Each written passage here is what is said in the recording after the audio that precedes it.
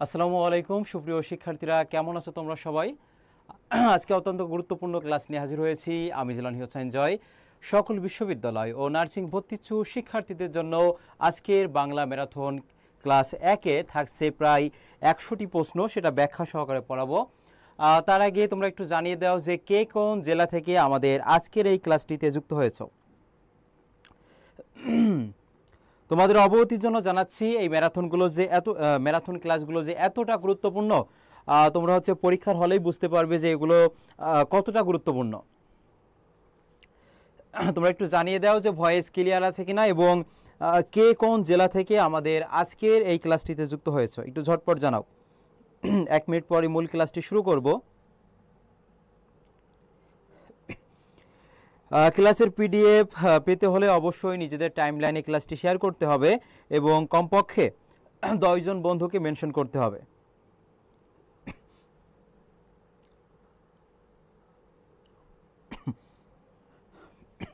তাহলে খেয়াল করো, বাংলা লেকচার হচ্ছে এখানে 14 হচ্ছে, এর আগে 13টা লেকচারের ক্লাস হয়েছে আর আমাদের মূল লেকচারের ক্লাসগুলো হয়েছে, এজন্য আমরা ম্যারাথন ক্লাস শুরু করেছি আজকে থেকে। সেটা হচ্ছে সকল বিশ্ববিদ্যালয়, জাতীয় বিশ্ববিদ্যালয়ের মধ্যে আছে জিএসটি আছে, ঢাবি, রাবি, জবি, খুবই, এরপর তোমার নার্সিং ভর্তিচ্ছু যে শিক্ষার্থী আছো তাদের জন্য সকলের জন্য প্রযোজ্য।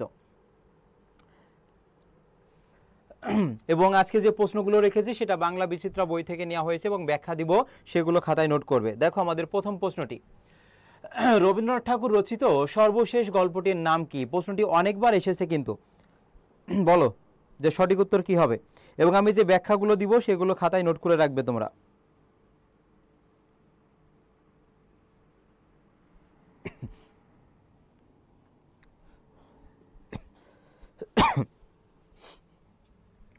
সবকিছু ঠিক আছে, তাহলে আমরা মূল ক্লাসটি শুরু করি। দেখো প্রথম প্রশ্নটি বলেছে রবীন্দ্রনাথ ঠাকুর রচিত সর্বশেষ গল্পটির নাম কি? এবং এই স্লাইড থেকে তোমরা যেহেতু প্রথম এই প্রশ্নটি রেখেছি এবং গতবারের ন্যায় মানে প্রথম যে প্রশ্নটা রেখেছি এবং ব্যাখ্যা দিয়েছি সেখান থেকে প্রায় 2 থেকে 3টি প্রশ্ন কমন এসেছে। তাহলে দেখো এর পাশাপাশি তোমাকে পড়তে হবে যে রবি ঠাকুরের যে উপন্যাস আছে, রবি ঠাকুরের যে উপন্যাসগুলো আছে যেটা বেশি আসে, যেমন শেষের কবিতা,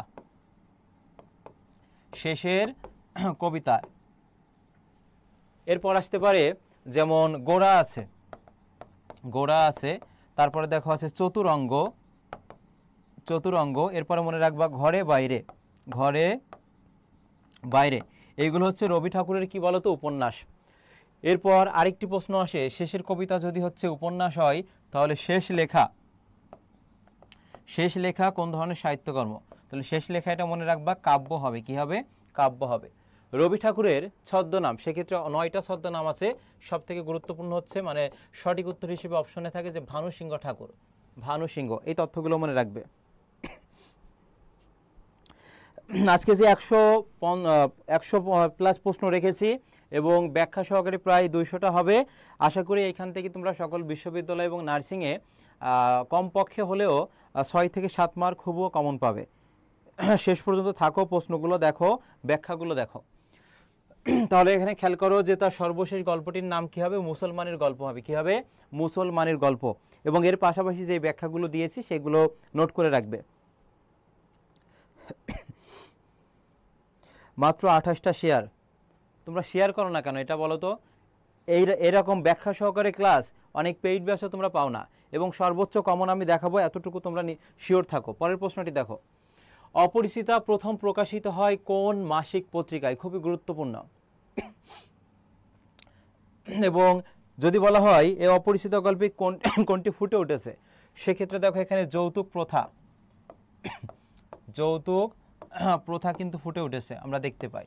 এবং এইখানে শেষ মুহূর্তে যে কেন্দ্রীয় চরিত্র ছিল এখান থেকে আরেকটা তথ্য মনে রাখবে, এটা হচ্ছে উত্তম পুরুষের জবানিতে লেখা। স্বয়ং বক্তাই হচ্ছে উত্তম পুরুষের জবানিতে লেখা। আর এখানে ছিল কল্যাণী ছিল, সে মাতৃ আজ্ঞা গ্রহণ করেছিল। কি বলতো? মাতৃ আজ্ঞা, এই তথ্যটা মনে রাখবে। মাতৃ আজ্ঞা এবং দেশ সেবায় যে ব্রতী বা দেশের সেবা করার স্বার্থে সে নিজেকে নিয়োজিত করেছিল, এই তথ্যগুলো গুরুত্বপূর্ণ। আর এখানে সঠিক উত্তর হবে কোন পত্রিকা, সেক্ষেত্রে দেখো এটা সবুজ পত্র পত্রিকা হবে। কি হবে? সবুজ পত্র পত্রিকায় প্রকাশিত হয়। কোন পত্রিকা? সবুজ পত্র।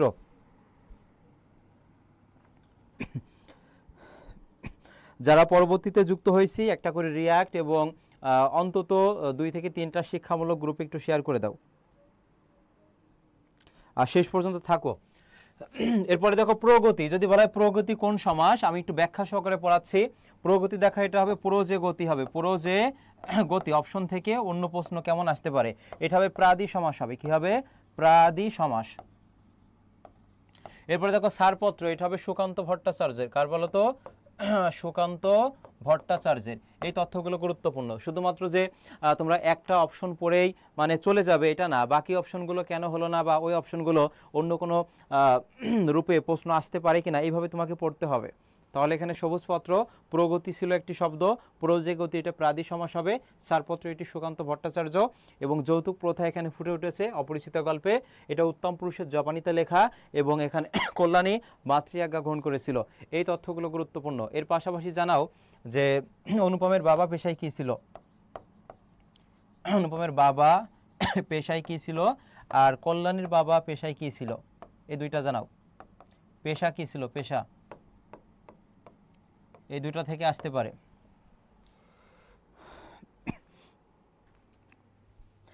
অনুপমের বাবা পেশায় কি ছিল আর কল্যাণীর বাবা পেশায় কি ছিল? এই দুইটা তথ্য জানাও। খুবই গুরুত্বপূর্ণ, খুবই গুরুত্বপূর্ণ এই প্রশ্নগুলো, এবং যেভাবে পড়াচ্ছে এইভাবে পড়তে থাকো, ইনশাল্লাহ সেরা কিছু পাবে তুমি। হ্যাঁ, এটা হচ্ছে সবুজ পত্র পত্রিকায়, ঠিক আছে, কিন্তু এর সাথে আরেকটা তথ্য মনে রাখতে পারবা, এই যে কার্তিক সংখ্যা, এটা মনে রাখো, কার্তিক সংখ্যা। অর্থাৎ এই প্রশ্নগুলো আলোচনা করার মাধ্যমে আমি মূল যে কবিতার যেখান থেকে বারবার প্রশ্ন আসে যেগুলো সবগুলো শেষ করে দিব।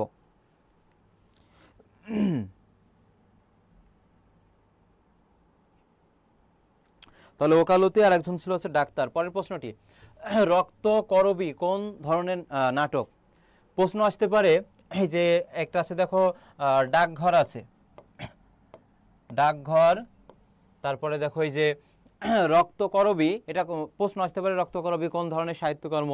সেটা তো নাটক হবে, কিন্তু কোন ধরনের নাটক সেটা তোমাকে বলতে হবে। এটা গতবারই কিন্তু এসেছে। দেখো কমেডি যেখানে হাস্যরস থাকবে, মেলোড্রামা, আর একটা আছে সাংকেতিক। তাহলে এটা মনে রাখবা, এই রক্তকরবী হচ্ছে এটা সাংকেতিক নাটক। কোন নাটক? সাংকেতিক নাটক। আর ডাকঘর এটাও নাটক। রক্ত কবরী অপশনে থাকতে পারে, এটা কিন্তু রক্তকরবী হবে। পরের প্রশ্নটি, রসন চৌকি, অর্থাৎ শব্দার্থ থেকে কিন্তু প্রশ্ন আসবে, শব্দ অর্থ থেকে প্রশ্ন আসবে। যারা শেষ মুহূর্তে এখনো লিখিত প্রস্তুতির জন্য তোমরা বই সংগ্রহ করনি, জয়গুলি লিখিত যে বই রয়েছে সেই বইটা সংগ্রহ করো। শেষ মুহূর্তে তোমাকে অবশ্যই ভালোভাবে প্রস্তুতি নিতে হবে। এবং যারা জাতীয় বিশ্ববিদ্যালয় বলো বা সকল বিশ্ববিদ্যালয়, বাংলা অংশে যাদের মানে সমস্যা আছে এবং অন্যান্য জায়গায় অনেক শর্টকাট শিট না পড়ে তোমরা একটা বই পড়ো, যে বইয়ের মধ্যে তোমার লিখিত অর্থাৎ গদ্য পদ্য নাটক উপন্যাস বিরোচন সব আছে। বাংলা বিস্তার বইটি সংগ্রহ করে নাও। সামিরা আফরোজা মনে আছে? তাহলে এখানে দেখো সঠিক উত্তর কি হবে? অনেকে 4 নম্বর, এটা সানাই ঢোল ও কাশির ঐকতান বাদনকে বলা হয় রসন চৌকি। সঠিক উত্তর হবে ক, সানাই ঢোল ও কাশির সৃষ্ট ঐকতান বাদনকে বলা হয় রসন চৌকি, বলা হয় রসন চৌকি। অপরিচিতা গল্পটি রবি ঠাকুরের গল্পগুচ্ছের কোন খণ্ডে বিদ্যমান? কোন খণ্ড বলো, যে প্রথম, দ্বিতীয় নাকি তৃতীয়?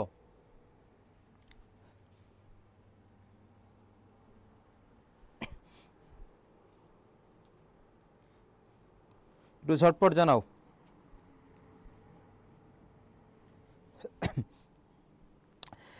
আমি মাত্র 500টা প্রশ্ন দিব সকল বিশ্ববিদ্যালয় এবং নার্সিং ভর্তিচ্ছু শিক্ষার্থীদের জন্য।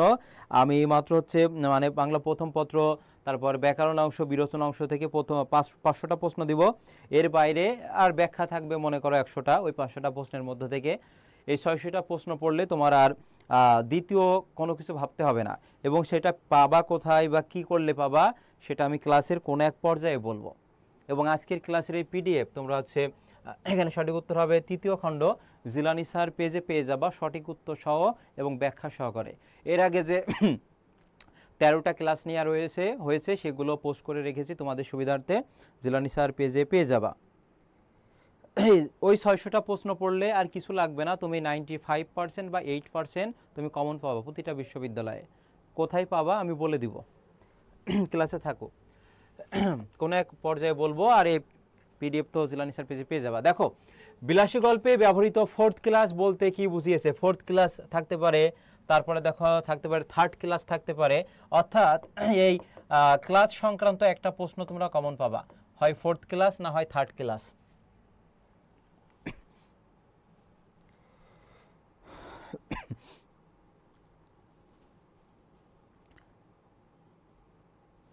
হুম 128 জন আসো, কিন্তু শেয়ার মাত্র কতটা? 29টা। মানে একটা শেয়ারও করো না, অনেকে তো মানে একটা রিয়াক্টও দেয় না, শুধুমাত্র শুয়ে বসে ক্লাস করে। এইভাবে করলে আসলে চান্স হবে না। ফোর্থ ক্লাস এটা দেখো, তোমরা আগে বলো, আমি তো বলেই দিব। ধন্যবাদ লামিয়া আক্তার তোমাকে। তাহলে এখানে খেয়াল করো, থার্ড ক্লাস যদি বলে সেক্ষেত্রে যে অষ্টম শ্রেণী, আর যদি ফোর্থ ক্লাস বলে সেক্ষেত্রে সপ্তম শ্রেণী হবে। তাহলে এখানে সঠিক উত্তর সপ্তম শ্রেণী হবে, আর থার্ড ক্লাস বললে সেক্ষেত্রে অষ্টম শ্রেণী হবে। অর্থাৎ ক্লাস সংক্রান্ত একটা প্রশ্ন আসবে, এবং বিলাসী থেকে কোনটি কার উক্তি, এ ধরনের প্রশ্ন আসবে, কোনটি কার উক্তি, এবং শব্দার্থগুলো পড়বা। শব্দার্থ থেকে যেমন কলিযুগ আছে, সত্যযুগ, এই দুইটা কিন্তু আসতে পারে এবছরও, কলিযুগ আর হচ্ছে সত্যযুগ। এবার উৎসঙ্গ আছে, এই শব্দার্থগুলো পড়বা এখান থেকে।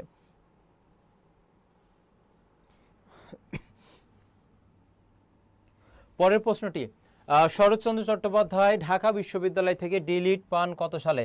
সবগুলোই কিন্তু আপডেট প্রশ্ন, গতবারই এসেছে এগুলো, এবার এবছরও কিন্তু এর ভিতর থেকে প্রশ্ন পাবা তোমরা।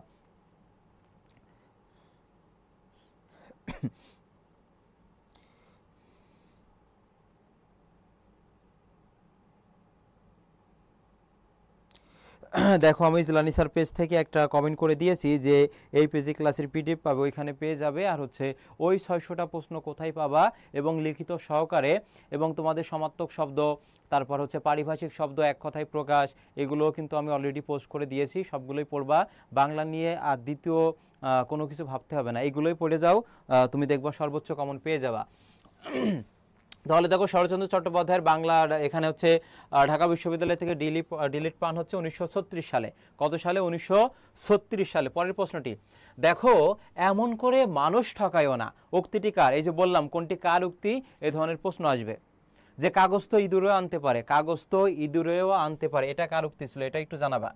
এই দুইটা থেকে একটা পেতে পারো এবার। এবং কাগজ কোন ধরনের শব্দ, এটাও কিন্তু আসতে পারে। কাগজ তো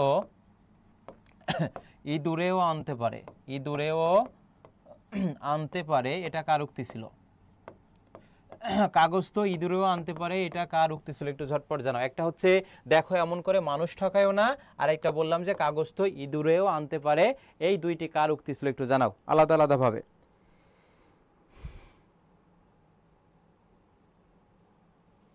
এই যারা জানাচ্ছ, এই যে 7-এর ঘ জানিয়েছো, 8-এর দেখো, এমন করে মানুষ ঠকায়ও না, এটি কার উক্তি? খুড়া, মৃত্যুঞ্জয়, নেড়া নাকি বিলাসী? ওই যে তোমার হচ্ছে সাপ খেলা দেখাইতো, এবং হচ্ছে বিভিন্ন শিকড় বিক্রি করতো, মানুষকে ঠকাতো, এটা সম্পর্কে বিলাসী বলেছিল। দেখো, এমন করে মানুষ ঠকায় না, সেক্ষেত্রে সঠিক উত্তর হবে ঘ হবে, বিলাসী। আর কাগজ তো ইঁদুরও আনতে পারে, যখন প্রথম সাপটি ধরেছিল তখন বিলাসী মৃত্যুঞ্জয়কে বলেছিল, মানে এখানে আরেকটা সাপ থাকতে পারে, তখন বিলাসী মৃত্যুঞ্জয় বলেছিল যে এই কাগজ তো ইঁদুরে আনতে পারে। তাহলে এই উক্তিটি কার বলো তো? এই উক্তিটি হচ্ছে তোমার এই যে মৃত্যুঞ্জয়ের। কার উক্তি? মৃত্যুঞ্জয়ের। আর এখানে মানুষ ঠকায়ও না, এটা হচ্ছে বিলাসী হবে সঠিক উত্তর।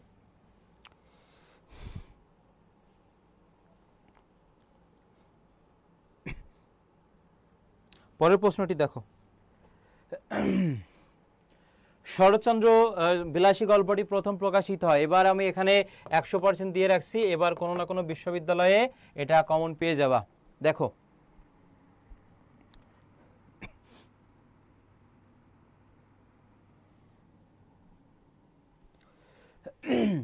ভারতী পত্রিকা 1918 নাকি দৈনিক? সবুজপত্র তো হবে না, সবুজপত্র সেটা অপরিচিতা, ভারতী হবে, আর দৈনিক নবযুগ হবে না, এই দুইটা হবে না। তাহলে আরও সহজ করে দিলাম তোমাদেরকে, একটা হচ্ছে 1918, একটা 1928, বলো দুইটার মধ্যে কোনটা হবে? ক এবং খ এর মধ্যে যে কোনো একটা হবে। এবং এই ধরনের প্রশ্ন দেখো কোন বিশ্ববিদ্যালয়ে কত সালে এসেছে, সেগুলো কিন্তু আমাদের বইয়ে বিস্তারিতভাবে দেওয়া রয়েছে। মানে তুমি বুঝতে পারবা যে এই প্রশ্নটা এমন গুরুত্বপূর্ণ, মানে গুরুত্বের হার থেকে আমরা কিন্তু পাশে স্টার চিহ্ন দিয়ে রেখেছি।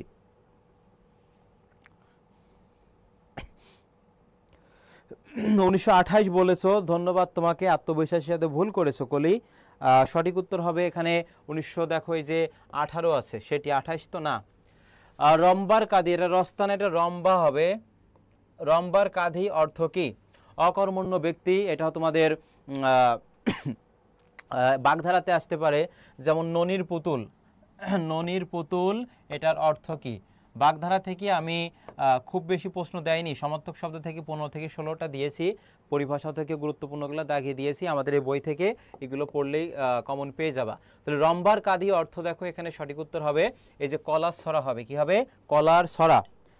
রম্বার কাঁধি অর্থ হবে কলার ছড়া হবে।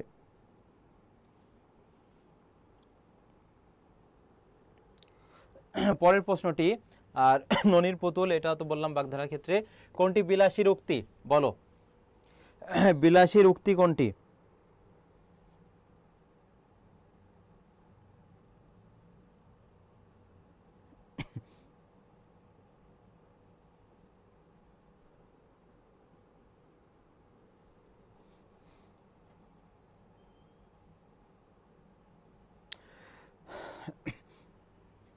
ওরে বাপরে, আমি একলা থাকতে পারবো না, আর একলা যেতে ভয় করবে না তো? গেল গেল গ্রামটা এবার রসাতলে গেল, কাগজ তো ইঁদুরে আনতে পারে। এটা হচ্ছে তোমার মৃত্যুঞ্জয়ের উক্তি, যে কাগজ তো ইঁদুরে আনতে পারে। এরপরে দেখো বলেছে গেল গেল গ্রামটা এবার রসাতলে গেল, অর্থাৎ ওই সময় তোমার হচ্ছে নিচু স্তরের কারো কাছ থেকে যদি উপরের জাতের কেউ হচ্ছে খাবার খায়, বিশেষ করে ভাত যদি খায়, তখন সেটা অন্য পাপ হয়, যেই পাপের কোনো প্রায়শ্চিত্ত নাই। অর্থাৎ এটা দ্বারা বুঝিয়ে যে গেল গেল গ্রামটা রসাতলে গেল, একলা যেতে ভয় করবে না তো? আর একটা বলেছে ওরে বাপরে, আমি একলা থাকতে পারবো না। এখানে বিলাসীর উক্তি দেখো, এই যে একলা যেতে ভয় করবে না তো, এই প্রশ্নটি করেছিল বিলাসী।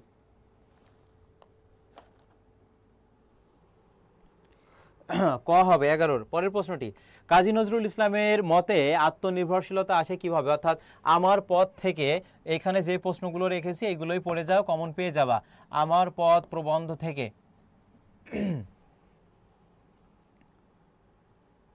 আমার পথ থেকে এবারও প্রশ্ন আসবে, এবার হচ্ছে কয়েকটি প্রশ্ন আসবে।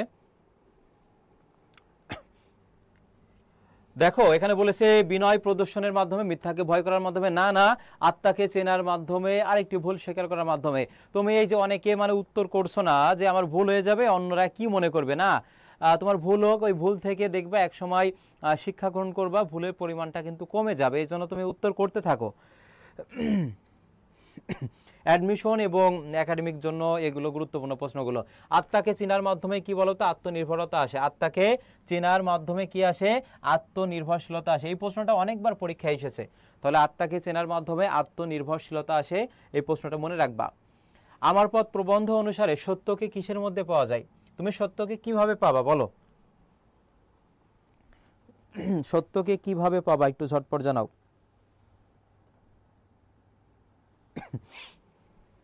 পরিশ্রমের মাধ্যমে, সাধনা, ভুল নাকি চেষ্টা? এটা গতবার এসেছে দেখো বিজ্ঞান ইউনিটে 24-25 সেশনে।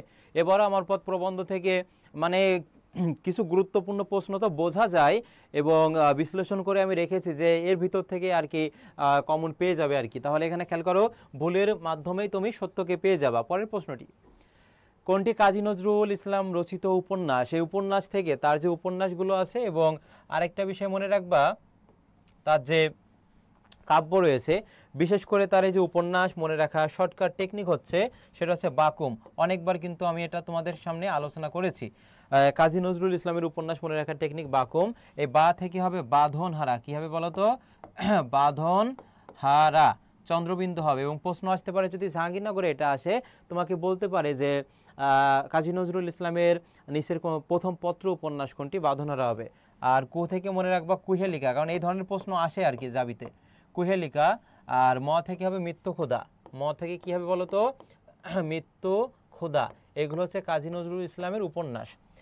এর থেকে আরেকটু গুরুত্বপূর্ণ প্রশ্ন আসতে পারে যে তার যে গল্প গ্রন্থ আছে, যেমন ব্যথার দান, ব্যথার দান, তারপর মনে রাখবা রিক্তের বেদন, রিক্তের বেদন।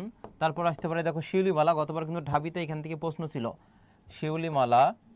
ব্যথার দান, রিক্তের বেদন, শিউলিমালা, আর একটা মনে রাখবা এই যে পদ্ম গোখরা। গোখরা এটা হচ্ছে কাজী নজরুল ইসলামের কি বলতো, এই যে গল্প গ্রন্থের মধ্যে যাবে, গল্প গ্রন্থের মধ্যে। আর এখানে সঠিক উত্তর তাহলে দেখো উপন্যাস কি হবে, যে মৃত্যুক্ষুধা হবে। কি হবে? মৃত্যুক্ষুধা। ক্লিয়ার? জানাও।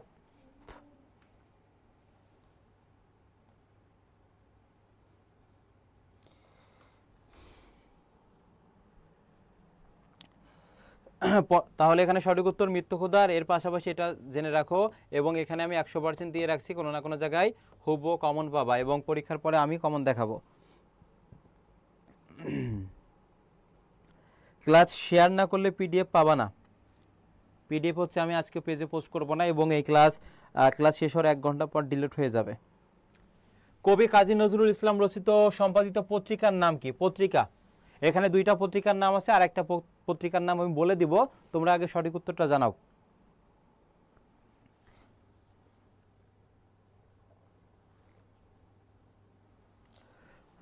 এখানে আছে দেখো, আর একটা হচ্ছে লাঙ্গল হবে। তাহলে তার যে পত্রিকাগুলো রয়েছে দেখো এখানে, একটা হচ্ছে দৈনিক নবযুগ, ধূমকেতু, ধূমকেতু বানানে দীর্ঘকার হবে, আর একটা মনে রাখবা লাঙ্গল। তাহলে দৈনিক নবযুগ, ধূমকেতু আর লাঙ্গল, এগুলো হচ্ছে তার পত্রিকা, সম্পাদিত পত্রিকা কাজী নজরুল ইসলামের। পরের প্রশ্নটি, আমার পথ প্রবন্ধে পথ প্রদর্শক কে? দেখো এটা 19, 20, 16, 17 এবং জাতীয় কবি কাজী নজরুল ইসলাম বিশ্ববিদ্যালয় কিন্তু এটা এসেছিল। ধর্ম, সত্য, দেশ নাকি নেতা? এবং এর পাশাপাশি আরেকটা প্রশ্ন মনে রাখবা, যে নেতা নিজের মঙ্গল বোঝে না, সে নেতা দেশের কল্যাণ অনুধাবনেও ব্যর্থ। তাহলে এটা কোন ধরনের বাক্য? বিগত বছরের প্রশ্ন। তাহলে যে নেতা নিজের মঙ্গল বোঝে না, সে অন্যের বা দেশের কল্যাণ অনুধাবনে ব্যর্থ। তাহলে এখানে মনে রাখবা যে সে সাপেক্ষ সর্বনাম, অর্থাৎ এটা কি হবে? জটিল বাক্য হবে। কি হবে? জটিল বাক্য হবে। আর এখানে হবে আমার পথ দেখাবে আমার কি? সত্য হবে। আমার পথ দেখাবে আমার সত্য, এটা মনে রাখবে। পরের প্রশ্নটি, কত সালে কাজী নজরুল ইসলাম সেনাবাহিনীর বাঙালি পল্টনে যোগদান করে? দেখো কতবার এসেছে, এবং গতবারও জাহাঙ্গীরনগর বিশ্ববিদ্যালয় বিতে এসেছে, চট্টগ্রামে ইউনিটে, তারপরে দেখো এডি, কতবার প্রশ্নগুলো গুরুত্ব দেখো।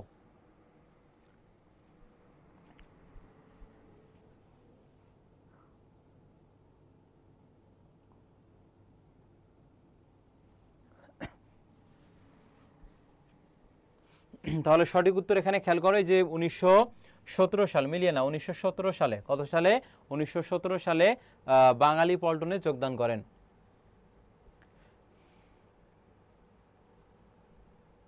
সম্বর্জনা শব্দের অর্থ কি? এই যে শব্দ অর্থ থেকে, আমার পথ প্রবন্ধ থেকে কিন্তু শব্দ অর্থ আছে, 2টা আছে বেশি গুরুত্বপূর্ণ। আগুনের সম্বর্জনা, আর একটা আছে আগুনের ঝান্ডা আছে সম্ভবত, আগুনের ঝান্ডা। আর একটা মনে রাখবো, অভিশাপ রথের সারথি। অভিশাপ রথের সারথি বলতে কি বুঝিয়েছে? এটা খ নম্বরে মানে লিখিত অংশে আসতে পারে। অভিশাপ রথের সারথি দ্বারা বুঝিয়েছে সে হবে স্পষ্টবাদী এবং অন্যায়ের প্রতিবাদকারী হবে, অর্থাৎ সমাজে প্রচলিত যে নিয়মকানুন আছে সেগুলো যদি তুমি পরিবর্তন করতে চাও, তাহলে সমাজ রক্ষকদের বাধার সম্মুখীন তোমাকে হতে হবে, তবুও তোমাকে থেমে থাকা যাবে না, নব উদ্যমে সামনের দিকে অগ্রসর হতে হবে। আর আগুনের ঝান্ডা শব্দের অর্থ হচ্ছে অগ্নি পতাকা আছে, অগ্নি পতাকা। আর এখানে সম্মার্জনা শব্দের অর্থ কি হবে বলতো? ঘষে মেজে পরিষ্কার করা হবে, এবং পরিষ্কার বানানে মনে রাখবে যে রস্বইকারে পরে মধ্যনাসা বসে, পরিষ্কার একটা, তারপরে মনে রাখবে যে বহিষ্কার, আর একটা হচ্ছে পরিষ্কার বহিষ্কার, তারপরে আছে আবিষ্কার, এগুলোতে মধ্যনাসা হবে। এরপর হচ্ছে রস্বইকার বাদে যদি আকার বা অ বা আ থাকে, এই কারের পর হচ্ছে তোমার দন্তস্ব বসে, যেমন নমস্কার, নমস্কার। তারপরে দেখো হচ্ছে তিরস্কার, এখানে দন্তস্ব হবে, নমস্কার, তিরস্কার। আরেকটা আছে পুরস্কার। এই বানানগুলো মনে রাখবা। পরের প্রশ্নটি, ব্যথার দান গল্প গ্রন্থের রচয়িতাকে? প্রশ্নটা এমন আসতে পারে, ব্যথার দান এটা কোন ধরনের সাহিত্যকর্ম? সেক্ষেত্রে এটা গল্প গ্রন্থ হবে, যেমন ব্যথার দান, রিক্তের বেদন, শিউলিমালা, পদ্ম গোখরা। আর গতবার ঢাবিতে এসেছে যে পদ্ম রাগ, বলতো পদ্ম রাগ। এরপরে থাকতে পারে দেখো মতিচুর, পদ্ম রাগ, মতিচুর। তারপরে হচ্ছে সুলতানাস ড্রিম, সংক্ষেপে লিখছি সুলতানার স্বপ্ন। এইগুলো হচ্ছে কার সাহিত্যকর্ম? এটাও জানিয়ে দিও। পদ্মরাগ, মতিচুর, সুলতানাস ড্রিম বলা হয় সুলতানার স্বপ্ন, এগুলো কার? আর জসিমউদ্দিন নামের বানানটা কিন্তু গুরুত্বপূর্ণ, এবং তিনি যে প্রতিদান কবিতাটা লিখেছেন এক্ষেত্রে মনে রাখবা দানের বদলে দান, হিংসার হিংসা না করে একটা প্রীতিময় পরিবেশ সৃষ্টির আকাঙ্ক্ষা ব্যক্ত হয়েছে। জসিমউদ্দিন বানানটাই কিন্তু গুরুত্বপূর্ণ, পরীক্ষা আসে। এর পাশাপাশি মনে রাখবা আরেকটা বানান আছে জীবনানন্দ দাস, জীবনানন্দ দাস, এই নামের বানানটা গুরুত্বপূর্ণ, তালবস্যা হবে। অর্থাৎ প্রতিটা স্লাইড থেকে তুমি এতটুকু নিশ্চিত থাকো একটা করে মার্ক তুমি কমন পাবা, সেটা যে কোনো বিশ্ববিদ্যালয় বা নার্সিং ভর্তি পরীক্ষায় আর কি। আর এখানে সঠিক উত্তর ব্যথার দান কাজী নজরুল ইসলামের গল্পগ্রন্থ, পদ্মরাগ মতিচুর সুলতানার স্বপ্ন, এটা বেগম রোকেয়া সাখাওয়াত হোসেনের। কার বলতো? বেগম রোকেয়া সাখাওয়াত হোসেনের। তিনি রংপুর জেলার পায়রাবন্দ গ্রামে জন্মগ্রহণ করেন, 9 ডিসেম্বর তারিখে জন্ম এবং 9 ডিসেম্বরে মৃত্যুবরণ করেন, এগুলো মনে রাখবা।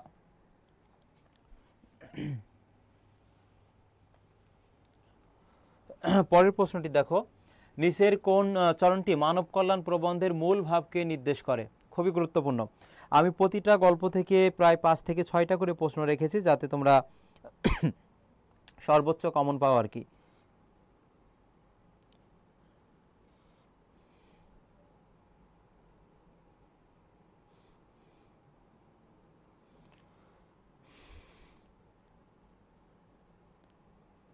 হ্যাঁ, সবার বোর্ড ক্লিয়ার, আমার বোর্ডও, আমি তো ক্লিয়ার দেখতে পাচ্ছি। যাদের একটু সমস্যা হচ্ছে মানে 30 সেকেন্ড বের হয়ে আবার যুক্ত হও, বুঝতে পারবে, ভালোভাবে দেখতে পারবে।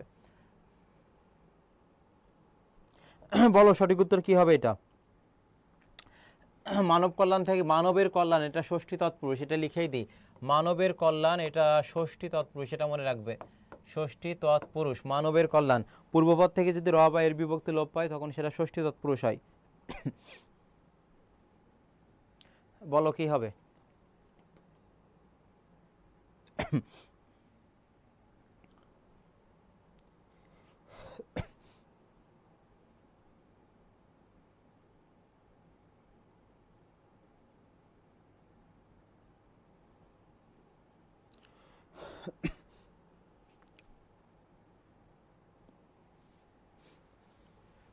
দেখো এখানে রয়েছে মানব কল্যাণের জন্য নিঃস্বার্থ হওয়া বাঞ্ছনীয়, আর একটা বলেছে পারস্পরিক সৌহার্দ্যের মধ্যে মানব কল্যাণ নিহিত। তুমি যদি একে অপরকে সাহায্য সহযোগিতা করো তার মধ্যে কিন্তু মানব কল্যাণ নিহিত রয়েছে, অর্থাৎ সেই ক্ষেত্রে সঠিক উত্তর এখানে ক হবে। পরের প্রশ্নটি, চৌচির কোন ধরনের রচনা? এটা তোমার ঢাবি রাবি চবির জন্য এবছরের জন্য কিন্তু মানে 10 নম্বর বিপদ সংকেত দেখাচ্ছি আর কি, এটা মানে আসতে পারে এবছর, এটা যে চৌচির কোন ধরনের রচনা, কোন ধরনের সাহিত্যকর্ম।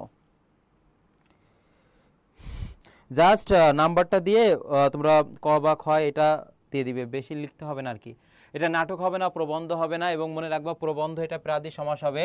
প্রবন্ধ কি হবে বলতো? প্রোজে বন্ধ প্রাদি সমাস। সঠিক উত্তর হবে চৌচির হচ্ছে ছোট উপন্যাস হবে, কি হবে? উপন্যাস। চৌচির হচ্ছে উপন্যাস।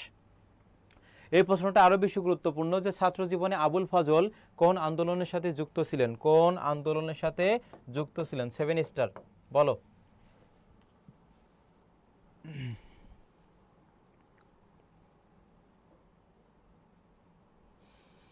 সেই 600 প্রশ্ন কোথায় পাবা? আমি আগামীকাল জিলানি স্যার পেজে এটা ঘোষণা দিয়ে দিব যে কোথায় পাবা বা কি করলে পাবা।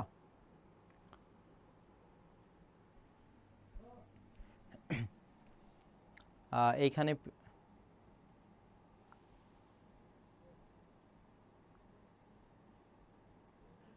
এখানে পেয়ে যাবে। পরেরটা দেখো, আর কোনো সমস্যা থাকলে অবশ্যই জানাবা। আর হচ্ছে তোমাদের যাদের এখনো ইংরেজি প্রস্তুতি বা হচ্ছে সাধারণ জ্ঞানে, দেখো তোমরা যদি সিরিয়ালে আগিয়ে থাকতে চাও তাহলে সাধারণ জ্ঞানে কিন্তু খুব ভালো মার্ক পেতে হবে। সেক্ষেত্রে আমাদের যে প্রত্যেক মাসে যে সাম্প্রতিক বই বের হচ্ছে বা আমাদের যে জিকে বই রয়েছে অবশ্যই সংগ্রহ করে নিবা, সেগুলো বেশি বেশি পড়তে হবে, থিওরি পড়তে হবে। তাহলে এখানে সঠিক উত্তর দেখো, এই যে বুদ্ধির মুক্তি আন্দোলন হবে আবুল ফজল। পরের প্রশ্নটি, উপরের হাত সবসময় নিচের হাত থেকে শ্রেষ্ঠ, কথাটি কে বলেছিলেন? অর্থাৎ যে হচ্ছে দেয়, যে হচ্ছে দাতা, তার থেকে, অর্থাৎ নিচের হাত যে গ্রহীতা তার থেকে সবসময় উপরের হাত শ্রেষ্ঠ, এ কথাটি কে বলেছিল? এ কথাটি কে বলেছিল? ইসলামের নবী নাকি হচ্ছে আবুল ফজল?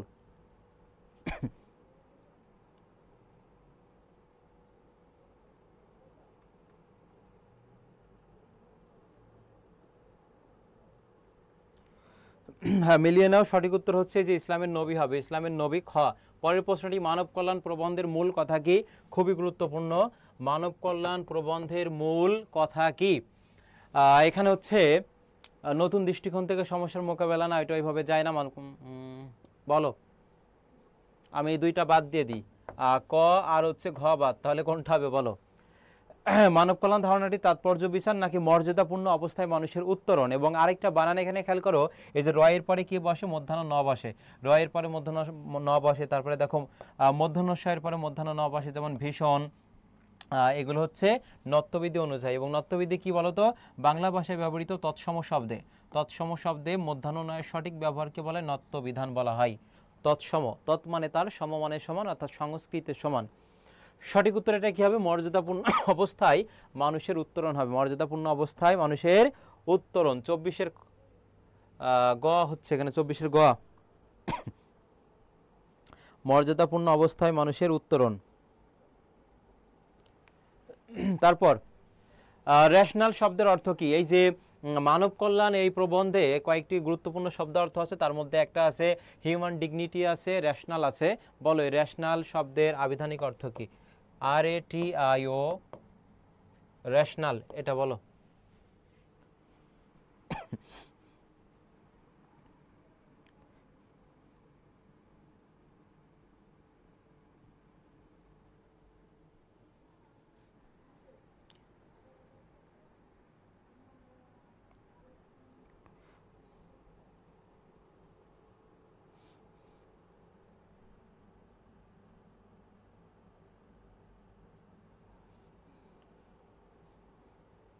তাহলে রেশনাল শব্দের অর্থ মিলিয়ে নাও। সঠিক উত্তর এই যে বিচার বুদ্ধি সম্পন্ন। কি হবে? বিচার বুদ্ধি সম্পন্ন হবে, এটা হবে ক। পরের প্রশ্নটি, হিউম্যান ডিগনিটি বলতে লেখক কি বুঝিয়েছেন? হিউম্যান ডিগনিটি বলতে লেখক কি বুঝিয়েছেন? একটু ঝটপট জানাও।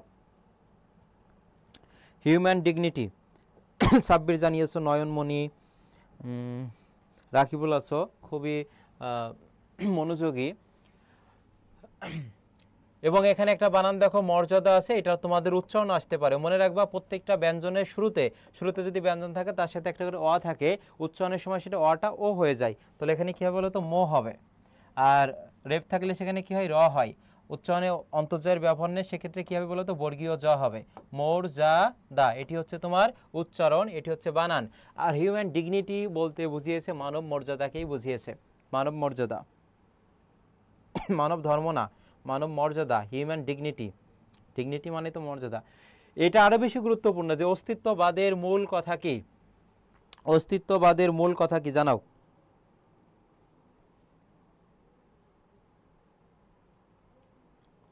একটু ঝটপট জানাও, অস্তিত্ববাদের মূল কথা কি? এই প্রশ্নগুলো তোমরা নিজেরা বুঝতে পারছো না যে এগুলো গুরুত্বপূর্ণ, পরীক্ষায় আসবে।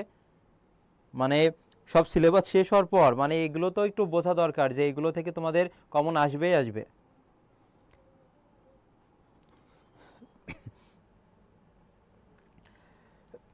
তাহলে ক্লাসের পিডিএফ জিলানি হাসান জয় আইডিতে বা জিলানি স্যার পেজে নক করলে পেয়ে যাবে।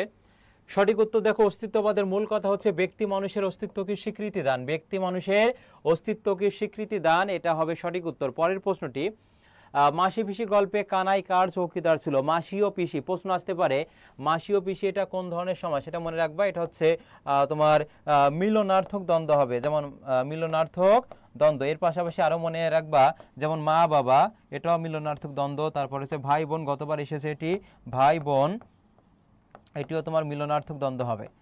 অর্থাৎ দ্বন্দ্ব সমাসে উভয় পদের কি অর্থের প্রাধান্য পায়। তাহলে এটা গেল। এবার বলেছে মাসি পিসি গল্পে কানাই কার চৌকিদার। প্রশ্ন আসতে পারে মাসি পিসি গল্পে চৌকিদারকে, চৌকিদার হচ্ছে কানাই, কিন্তু এখানে বলেছে কানাই কার চৌকিদার। এবার বলো। আর বুড়ো রহমানের প্রসঙ্গ এসেছে, বুড়ো রহমানের মেয়ে মারা গিয়েছিল, আর কৈলাসের মাধ্যমে হচ্ছে যোগু অর্থাৎ আল্লাদির যে স্বামী ছিল সে হচ্ছে খবরাখবর পাঠিয়েছিল মাসি পিসির কাছে। আল্লাদির 4 মাসের অন্তঃসত্ত্বা ছিল। এরপর এইখানে আরও কিছু শব্দার্থ আছে, রসুই সালা শব্দের অর্থ কি, তারপর সালতি শব্দের অর্থ কি, এগুলো কিন্তু পরীক্ষায় আসবে। তারপর মাসি পিসি এটা কোন পত্রিকায় প্রকাশিত হয়, এই তথ্যগুলো কিন্তু গুরুত্বপূর্ণ, জানতেই হবে। ধন্যবাদ যারা গ জানিয়েছো। তাহলে চৌকিদার হচ্ছে সরকার বাবু, কানাই চৌকিদার কার ছিল বলো তো? সরকার বাবুর ছিল। আর মাসি পিসি এটা দ্বন্দ্ব সমাস। এর পাশাপাশি শালতি শব্দের অর্থ শাল বা তাল কাঠের সরু ডোঙা বা নৌকাকে বলা হয়েছে। কানাই চৌকিদার মহল্লার, দেখো কিছুদিন পর পরীক্ষা, এখন যদি এইভাবে উত্তর দাও ভুলভাল তাহলে হবে? মাসি পিসি গল্পে দুই বিধবার চরিত্রে কি মিল, কিসে মিল আসে, মানে কিসে মিল আছে বলো? মাসি ও পিসি তারা ছিল দেখো নারী হয়েও শহরে যে সবজি বিক্রি করেছে তাদের মধ্যে, এবং বিরূপ পরিবেশ থেকে আল্লাহদিকে রক্ষা করেছে তাদের মধ্যে একটা সাহসী ও বুদ্ধিদীপ্ত বৈশিষ্ট্য কিন্তু লক্ষ্য করা যায়, প্রতীয়মান হয়েছে।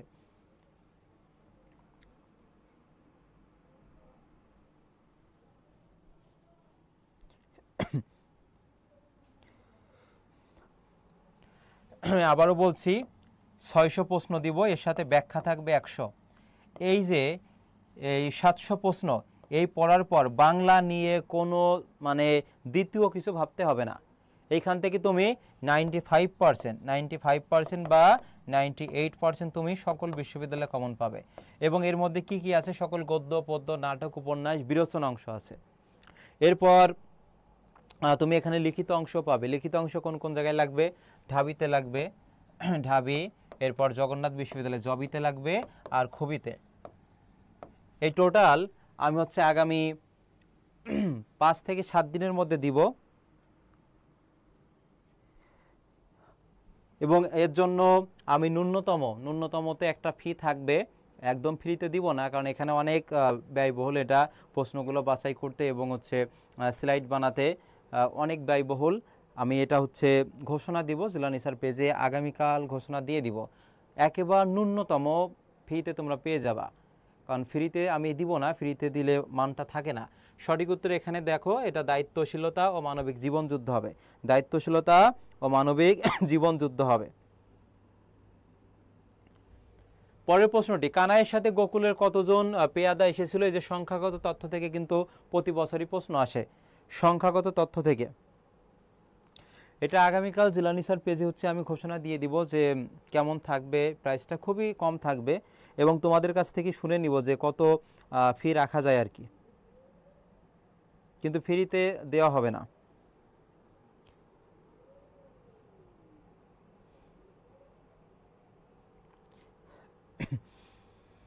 হ্যাঁ বলো সঠিক উত্তর কি হবে? তাহলে কানাইয়ের সাথে গোকুলের পেয়াদা এসেছিল কতজন? মিলিয়ে নাও 3 জন হবে। পরের প্রশ্নটি, নিচের কোনটি মানিক বন্দ্যোপাধ্যায়ের উপন্যাস নয়? দেখো যখনই পরীক্ষার প্রশ্নে, এই জন্য আমি বারবার বলি পরীক্ষার প্রশ্নটা পড়বা, এখানে দেখো 9 বলেছে, আর 9 যখনই থাকবে এক্সামিনার চাই যাতে তুমি ভুল করো, পরীক্ষা থেকে আউট হয়ে যাও, বুঝছো? এটা চাই। 30 জন জানিয়েছো কে? অদ্রিতা চৌধুরী, ও 30-এর 3, ধন্যবাদ। 4 জন না, পেজের নাম হিমেল আহমেদ, আমি একটা লাইক দিয়েছি দেখো তোমার কমেন্টে। আর কেউ একজন রাকিবুল, তুমি একটু লিঙ্কটা দিয়ে দিও। এখানে খেয়াল করো, চতুষ্কোণ, হ্যাঁ এটা মানিক বন্দ্যোপাধ্যায়ের উপন্যাস, ঠিক আছে। পুতুল নাচের ইতিকথা, এটাও ঠিক আছে। দিবারাত্রি কাব্য, আর একটা আছে পদ্মা নদীর মাঝে, এগুলো মানিক বন্দ্যোপাধ্যায়ের। কিন্তু এই যে হাসুলি বাঁকের উপকথা, এটা কিন্তু উপন্যাস নয়। তাহলে সঠিক উত্তর কি হবে? এই যে খ হবে, হাসুলি বাঁকের উপকথা। তাহলে তোমার এগুলো মনে রাখতে হবে যে 9 কোনটি বলেছে। 9 যেটা বলবে সেই প্রশ্নটা একটু মানে জটিল টাইপের থাকবে, এতটুকু শিওর তুমি থাকো। পরের প্রশ্নটি দেখো, পাশুটে শব্দটি দ্বারা বুঝিয়েছে কি? পাশুটে, এর পাশাপাশি সঠিক উত্তর এখানে আছে। এর পাশাপাশি আরো কয়েকটা অর্থ দেখো আছে, পাংশু বর্ণ, পাংশু বর্ণ। এরপর একটা মনে রাখবে পাণ্ডুর, সেটা আছে দেখো, পাণ্ডুর অর্থ হচ্ছে পাণ্ডুর অর্থ পাংশু বর্ণ, ফ্যাকাশে, এগুলো। আর এর পাশাপাশি দেখো মূল আছে গল্প মানে বই থেকে 5 থেকে 7টা শব্দ অর্থ পড়লে তোমরা কমন পেয়ে যাবা, সেগুলো আমি সাজেশন অংশ রাখবো। এখান থেকে জাস্ট মাসি পিসি থেকে মনে রাখবা শালতি, পাণ্ডুর অর্থ হচ্ছে পাংশু বর্ণ, ফ্যাকাশে। আরেকটা অর্থ এখানে আছে, আমি বলে দিচ্ছি, মিলিয়ে নাও, এটা হবে ছাই রঙা। কি হবে? ছাই রঙা। এই যে যারা সঠিক উত্তর পারছো, তাহলে তোমরা মনে রাখো তোমাদের প্রিপারেশনটা ভালো আছে, কিন্তু আরো একটু ভালো করতে হবে। কাটারি দ্বারা কি বুঝিয়েছে বলো? কাটারি দ্বারা কি বুঝিয়েছে? খ নম্বরের অপশনে দেখো আছে কাটাকাটি, কাটাকাটি থাকতে পারে। তারপরে দেখো চুলাচুলি, এখান থেকে একটা আমার কমন পাবা, কাটাকাটি, চুলাচুলি। তারপরে দেখো মাতামাতি, তারপর হাসাহাসি, হাসাহাসি, তারপর হচ্ছে লাঠালাঠি, লাঠা লাঠি, গালাগালি, এগুলো হচ্ছে ব্যতিহার বহুব্রীহি। কি হবে বলো তো? ব্যতিহার বহুব্রীহি, অর্থাৎ ক্রিয়ার পারস্পরিক অর্থে তোমার ব্যতিহার বহুব্রীহি হয়। যেমন লাঠালাঠি, কানাকানি, মাতামাতি, হাসাহাসি, চুলাচুলি, এইগুলো। এবং এর শুরুতে হচ্ছে আকার থাকে, পরে হচ্ছে কি থাকে বলো তো? রস্বইকার থাকে। এগুলো মনে রাখবে, এটা ব্যতিহার বহুব্রীহি। কিন্তু এখানে বলেছে কাটারি দ্বারা বুঝিয়েছে কাটবার হাতিয়ার, কাটবার হাতিয়ার হবে সঠিক উত্তর, কাটবার হাতিয়ার। আচ্ছা, তোমরা যারা আছো, আমি 1 মিনিট সময় নিব সকলের জন্য, কারণ আমি প্রায় 25টা মতো ফ্রি ক্লাস নিয়েছি। আর এরপরে যেগুলো দিব সেটা একেবারে মানে ওই যে 600 এমসিকিউর কথা বললাম ব্যাখ্যা সহকারে, এটা কত ফি এর মধ্যে রাখা যায় তোমরা একটু জানাও, তোমাদের মতামত আমি নিচ্ছি, একটু জানাও। ব্যতিহার না, ব্যতিহার, ব্যতিহার। রসুই চালা দ্বারা কি বোঝায়? রসুই চালা। আবার কেউ যেন বলিও না, গতবার হচ্ছে এমনও গেছে যে আগামীকাল পরীক্ষা, আজকে পিডিএফটা নিয়েছে, মানে যে যা পেরেছে ওইটা। এবার ওই সুযোগটা দিব না আমি, কারণ এখান থেকে আমি শতভাগ, আমি সর্বোচ্চ 95% আমি কমন দেখাবো। 100 টাকা 200 টাকা এর মধ্যে আমি রাখবো না, অনেক কষ্ট ভাই। রসুই চালা না হইলে এমনি দিবই না, কিন্তু এত পরিশ্রম করে এটা এভাবে সম্ভব না। রসুই চালা দ্বারা কি বোঝায় বলো? গোয়ালঘর, গোলাঘর না, একটু এগুলো দেখো ব্যাখ্যা না এখানে, সেজন্য দ্রুত যাব। রান্নাঘর হবে, কি হবে? রান্নাঘর। পরের প্রশ্নটি, মাসি পিসি গল্প অবলম্বনে পিসির হাতে কি ছিল আর মাসির হাতে কি ছিল? আমি শর্টকাট টেকনিক দিয়ে দিব মনে রাখার জন্য, জানাও যে মাসির হাতে কি ছিল আর পিসির হাতে কি ছিল?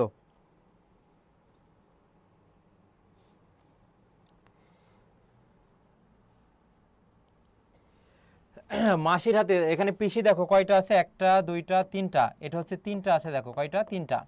তাহলে এখানে মনে রাখবা এই যে যন্ত্রটা আছে সেটা 3টা অক্ষরই থাকবে। মাসিতে কয়টা আছে দেখো তো? 2টা, মা আর হচ্ছে সে 2টা। তাহলে এখানে খেয়াল করো, পিসিতে আছে 3টা, কাটারিতে কয়টা আছে? 1টা 2টা 3টা বর্ণ আছে, তাহলে কাটারি হবে। আর মাসিতে আছে দেখো 2টা, মা আর হচ্ছে দন্তস্ব, ম আর দন্তস্ব। বটিতে 2টা আছে, তাহলে সঠিক উত্তর হবে কাটারি ও বটি। কাটারিও কি হবে বলো তো? বটি হবে, কাটারি ও বটি হবে।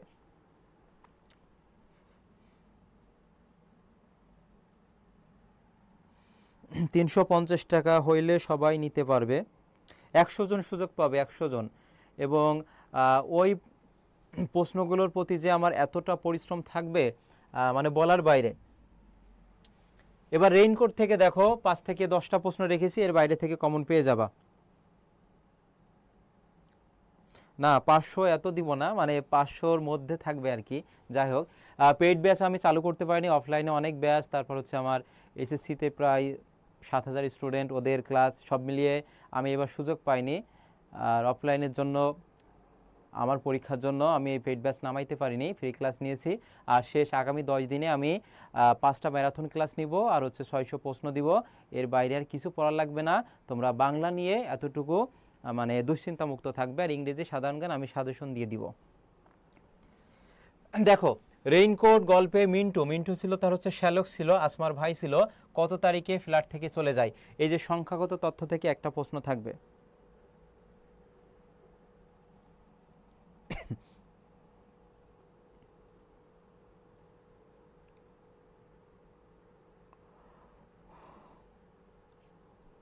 আর তোমরা হচ্ছে জিলানি স্যার পেজে একটা মেসেজ দিয়ে রাখবে যে হচ্ছে 600 প্রশ্ন, এই যে এইভাবে একটা মেসেজ দিয়ে রাখতে পারো যে 600 প্রশ্ন মানে ওই কোর্সে যুক্ত হতে চাই, এমন একটা মেসেজ দিয়ে রাখবে।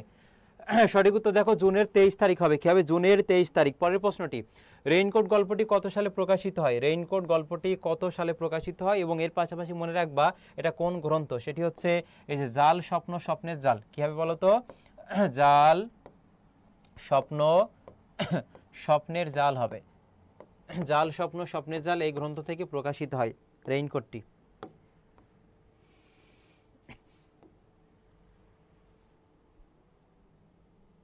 প্রশ্নগুলো কি পিডিএফ আকারে? হ্যাঁ, পিডিএফ ব্যাখ্যা সহকারে থাকবে। ইংলিশটা দিলে, ইংরেজি সাজেশনটা দিব, আর ওইখান থেকে 200 বা 300 প্রশ্ন দিতে পারি। আর সাধারণ জ্ঞান থেকে সাম্প্রতিক সহ একেবারে 300-400 প্রশ্ন দিব। অর্থাৎ বাংলা থাকবে 600 আর ওইগুলো টোটাল 1000-এর মধ্যে থাকবে। প্রাইসটা যারা বাংলা ইংরেজি মানে সাধারণ জ্ঞান নিবে ইংরেজি তারা বেশি দিতে হবে, আর বাংলা কম থাকবে। রেইনকোট গল্পটি কত সালে প্রকাশিত হয়? 1995 হবে, 1995। পরের প্রশ্নটি, এই প্রশ্নটা আরও বেশি গুরুত্বপূর্ণ, এখানে আমি 100% দিয়ে রাখতেছি। দেখো কোনো না কোনো জায়গায় আসবে এটা। রেইনকোট গল্পে রেইনকোট গায়ে দিয়ে নুরুল হুদার মধ্যে কোনভাবে সঞ্চারিত হয়েছে? তোমরা একটু জানাও। এবং এর পাশাপাশি আরেকটা বিষয় খেয়াল করবা, এই যে দেশপ্রেম আছে এটি হচ্ছে এর উচ্চারণটা কি হবে, পরীক্ষা আসতে পারে। এটা রাবির জন্য গুরুত্বপূর্ণ, দেশপ্রেম হবে। অর্থাৎ যার সঙ্গে রফলা থাকে সেই বর্ণটি দ্বিত্ব হয়। পয়ের সঙ্গে আছে প 2 বার হবে উচ্চারণ। কি হবে খেয়াল করো, দেশপ। যেখানে থামে এবং কোনো কার থাকে না সেখানে হয় চিহ্ন, আর বাকি হবে কি বলো তো, প্রেম হবে। এই প্রথম পত্র আলোচনা করার পর আমি দ্বিতীয় পত্রে যাব। সময় আমার সাথে একটু থাকো, আর 1 ঘন্টা। উষ্ণতা, সাহস ও দেশপ্রেম হবে। কি হবে? উষ্ণতা, সাহস ও দেশপ্রেম। পরের প্রশ্নটি, চিলেকোঠা সেপাই উপন্যাসটি কার? চিলেকোঠা সেপাই,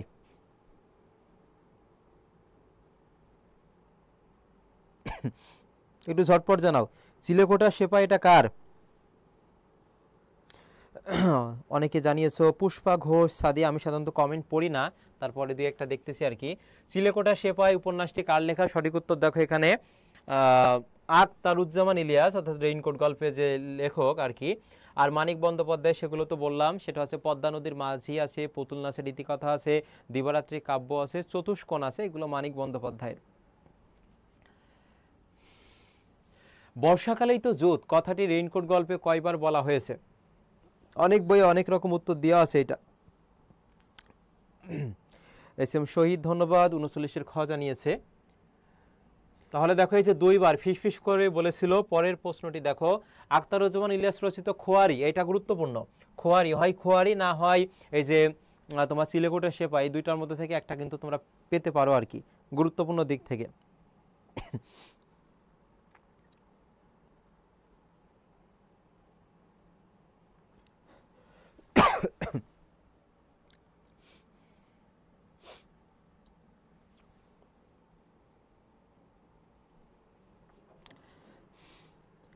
এর পরবর্তী সপ্তাহে অর্থাৎ আগামী সপ্তাহে যে ক্লাসটা হবে ফ্রি, এই টপিকগুলোর বাইরে থেকে যে প্রশ্নগুলো সেগুলো রাখবো আর কি।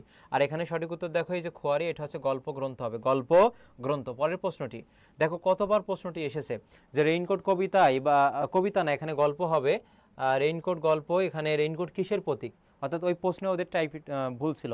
গতবার চট্টগ্রাম বিশ্ববিদ্যালয়ে এসেছে, তারপর ছবি ডি ইউনিটে 2 বার এসেছে। দেখো যেই প্রশ্নটা চট্টগ্রাম বিশ্ববিদ্যালয়ে ডি ইউনিটে 21-22 সেশনে এসেছিল, সেটা 24-25-এ এসেছে।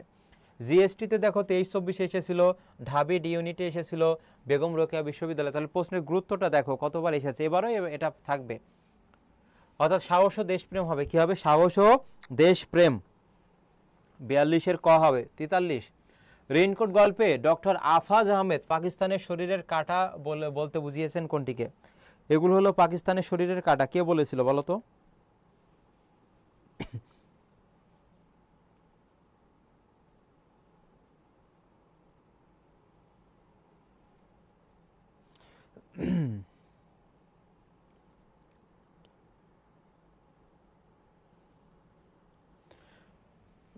এই যে কাঁটা বলতে বুঝিয়েছে শহীদ মিনারকে, শহীদ মিনারকে বলা হয়েছে। আখতারুজ্জামান ইলিয়াসের পেশা কি ছিল? আখতারুজ্জামান ইলিয়াসের পেশা কি ছিল?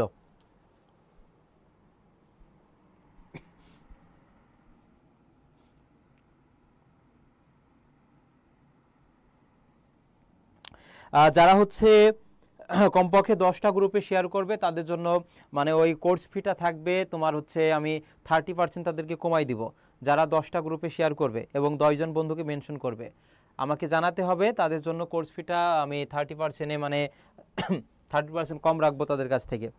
আর যারা হচ্ছে আমার অফলাইনের স্টুডেন্ট আছো তাদের কাছ থেকে আরও 10% কম থাকবে আর কি। আমি ফ্রিতেই দিতাম, কিন্তু ফ্রিতে দিব না, এটা ফ্রিতে অনেক দিয়েছি, আর দিব না।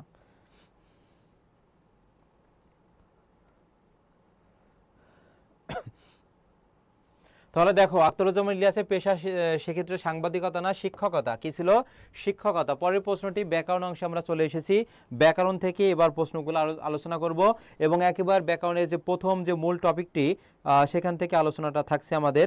শুরুতে দেখো ব্যাকরণ শব্দের ঠিক অর্থ কি? ব্যাকরণ শব্দের ঠিক অর্থ কি?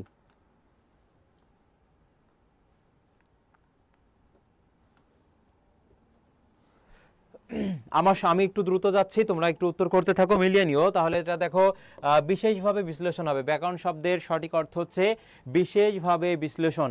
বিশেষভাবে কি হবে? বিশ্লেষণ।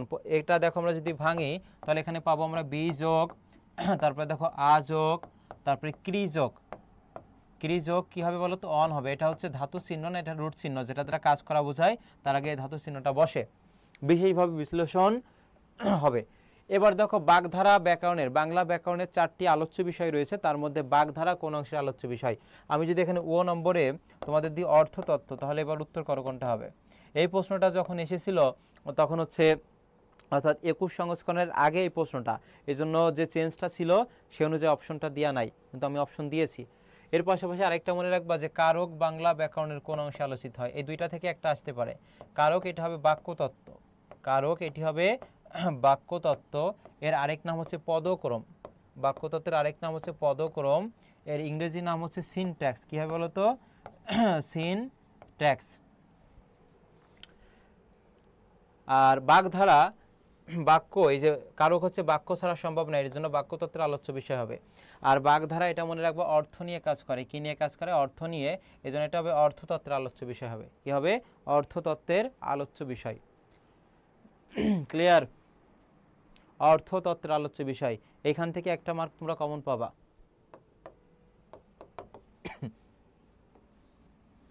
পরের প্রশ্নটি, এই যে ব্যাকরণ শব্দের বিশ্লেষিত রূপ, অর্থাৎ ব্যাকরণকে যদি আমরা ভাঙি, ওই যে ব্যুৎপত্তি বলা হয়, ব্যুৎপত্তি। ব্যুৎপত্তি বানানটাও গুরুত্বপূর্ণ। তাহলে এটাকে যদি আমরা ভাঙি তাহলে কি পাবো বলো?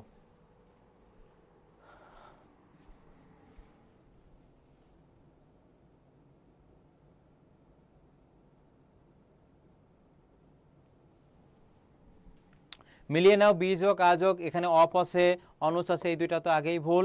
আর এখানে দীর্ঘইকার হবে না, হবে হচ্ছে হ্রস্বইকার। বীজক আযোগ ক্রিজগণ। পরের প্রশ্নটি, শব্দ, শব্দের গঠন, বচন, লিঙ্গ, এগুলো কোন তত্ত্বের আলোচ্য বিষয়? বাক্যতত্ত্ব হবে না। তারপরে দেখো ধ্বনিতত্ত্ব হবে না।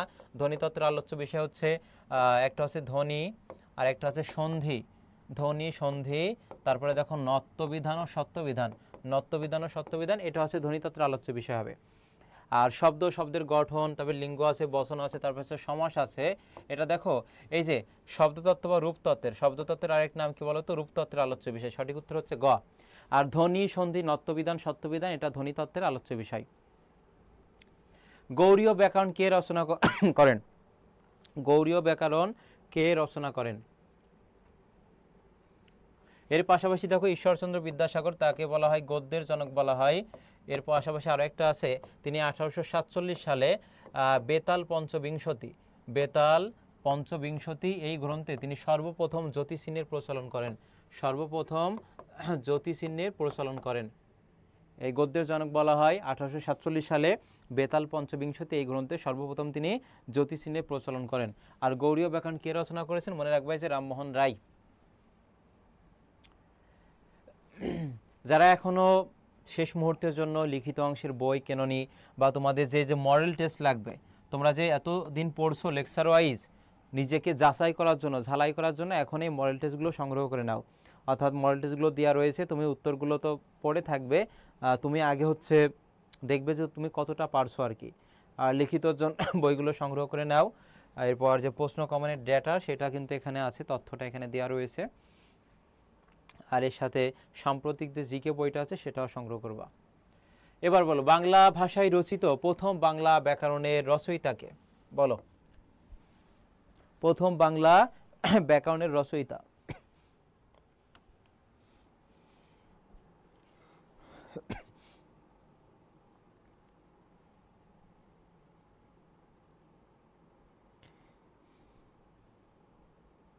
সোহাইব আহমেদ সিয়াম আছো, তন্ময় আছো,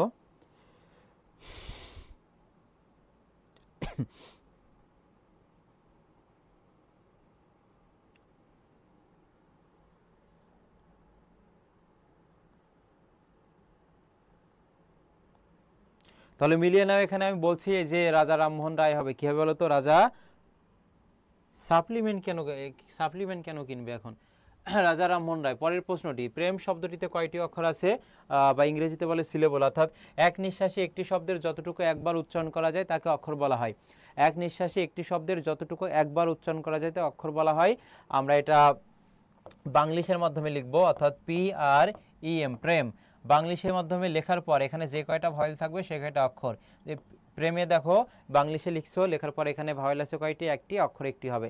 ঠিক তেমনইভাবে জল, জল শব্দটিতে কয়টি অক্ষর আছে দেখো তো, JOL, জল। বাংলিশে লেখার পর যে কয়টা ভয়েল সে কয়টা অক্ষর। ঠিক তেমনইভাবে যদি বলা হয় তোমার বই শব্দটিতে কয়টি অক্ষর আছে, দুই একটা ব্যতিক্রম আছে। যেমন এখানে বুক লিখবো না, কি লিখবো, BOI, বই।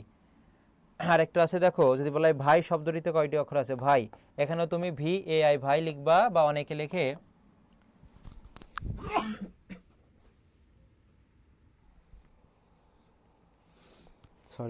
দেখো BHAI, ভাই লেখে। মনে রাখবা পাশাপাশি যদি দুইটা ভয়েল থাকে তাহলে একটাকে বাদ দিবে, কারণ একটা শব্দের উচ্চারণের জন্য একটা ভয়েলই বরাদ্দ। গতবার যেমন এসেছে বিশ্ববিদ্যালয় শব্দটিতে কয়টি অক্ষর আছে, তাহলে বিশ্ববিদ্যালয় শব্দটিতে আছে কয়টি বলো তো, বিশ্ববিদ্যালয় শব্দটিতে আছে 5টি আছে, কয়টি, 5টি। আর সন্ন্যাসী, সন্ন্যাসী শব্দটিতে আছে হচ্ছে তোমার 3টি, কয়টি আছে, 3টি। আর প্রেমে আছে কয়টি, একটি হবে, একটি। পরের প্রশ্নটি, নিচের কোনগুলো দন্ত ধ্বনির উদাহরণ, দন্ত, এই যে ক খ গ ঘ ও, এটা হবে কণ্ঠ, হবে কি হবে বলো তো, কণ্ঠ। চ ছ বর্গীয় জ, এটা উচ্চারণ হবে ইয়, এটা হবে তোমার তালব্য। এরপর ত থ দ ধ দন্তান্ন, এটা হবে দন্ত, হবে দন্ত। আর প ফ ব ভ ম, এটা হচ্ছে ওষ্ঠ, হবে ওষ্ঠ মানে হচ্ছে ঠোঁট। আর একটা বাকি গেল, এই যে ট ঠ ড ঢ মধ্যাহ্ন ন, এটা হবে মূর্ধা, হবে কি হবে বলো তো, মূর্ধা, এটা মনে রাখবা।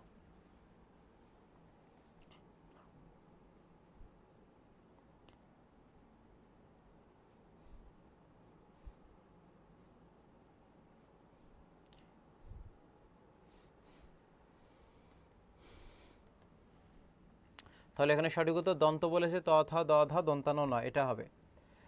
ওষ্ঠ জানাও। এর পাশাপাশি দেখো এখান থেকে একটা পাবা তোমরা, তারণজাত কোনটি, তারণজাত, সেক্ষেত্রে হচ্ছে এই যে ডয় বিন্দু র আর হচ্ছে ঢয় বিন্দু র। এরপরে যদি বলে কম্পনজাত, এখান থেকে একটা কমন পাবাই তোমরা, কম্পনজাত, সেটা হবে দেখো এই যে বয় বিন্দু র। এরপর যদি বলা হয় পার্শ্বিক, পার্শ্বিক, সেক্ষেত্রে মনে রাখবা এটা হচ্ছে ল হবে। আর অনুনাসিক, অনুনাসিক, সেক্ষেত্রে দেখো আছে কি, ও আছে, তারপরে ইও আছে, দন্তান্ন ন, মধ্যাহ্ন ন, ম, এগুলো হচ্ছে অনুনাসিক। এখান থেকে একটা কমন পাবা, 100% দিয়ে রাখছি এখানে। তাহলে ওষ্ঠ দেখো এখানে প ফ ব ভ ম, এবং মানব শিশুরা এই প বর্গীয় বর্ণগুলো আগে আয়ত্ত করতে শেখে, যে বলে পাপ্পা মাম্মা, এগুলো বলে। তারণজাত ডয়বিন্দুরা, ঢয়বিন্দুরা, কম্পন হচ্ছে বয়বিন্দুরা, পার্শ্বিক ল, অনুনাসিক হচ্ছে এখানে কি বলতো, এই যে ও আছে, অর্থাৎ বর্গীয় যে 5টা বর্ণ আছে 5 নম্বর ধাপটা হবে অনুনাসিক। 53 ঘ। তারপর ভাষার মূল উপাদান কি, ভাষার মূল উপাদান,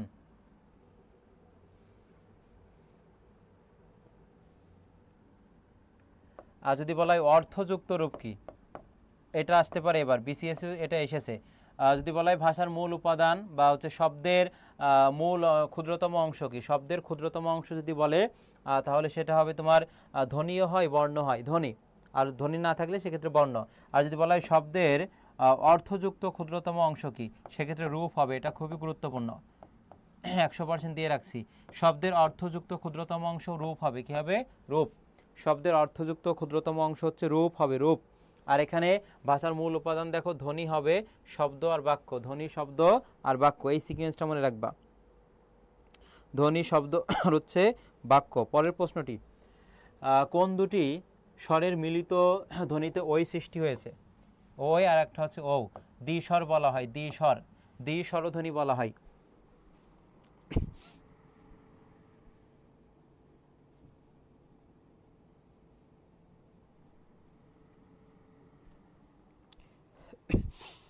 দ্বিস্বরধ্বনি বলা হয়, বলো কি হবে,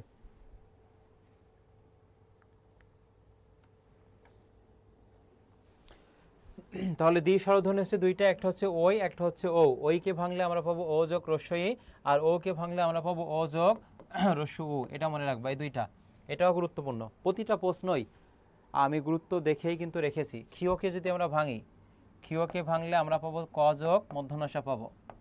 আর যদি এইটা থাকে, এটা হবে হ যুক্ত ম, হ যুক্ত ম হবে। এরপর ক্ষিয়, এর নিচে দেখো আছে ম, তাহলে ক্ষিয়কে ভাঙলে আমরা পাই ক যোগ মূর্ধন্যসা, আর নিচে থাকলে সেটা ম হবে। এরপর হ যুক্ত ন যদি থাকে, মনে রাখবা এই নটা যদি নিচে থাকে তখন সেটা মধ্যাহ্ন ন, আর হ যুক্ত ন, নটা যদি উপরে থাকে তাহলে হ যুক্ত কি হবে, দন্তান্ন ন হবে। এই তথ্যগুলো বা এই যুক্ত বর্ণগুলো দেখলেই পেরে যাবো। আর একটা লাগে, সেটা মূর্ধন্য ষয় নয়, মূর্ধন্য স যোগ মূর্ধন্য ন, এইগুলোই যদি আয়ত্ত করতে পারো কমন পেয়ে যাবা। তাহলে ক্ষিয়ে ম এখানে কি হবে, ক যোগ মূর্ধন্য স যোগ ম, ঘ হবে সঠিক উত্তর, ঘ। এসএস দিয়ে রাখতে পারো, বা আমি তো স্লাইড দিয়েই দিব তোমাদেরকে, সিলানিসার পেজে পোস্ট করে দিব। লাঞ্ছনা শব্দের দেখো এখানে বলে দিলে তো পেরেই যাবা। বিশ্লিষ্ট রূপ কোন, বর্ণ কোন দুটি? লাঞ্ছনা, বলো কি হবে?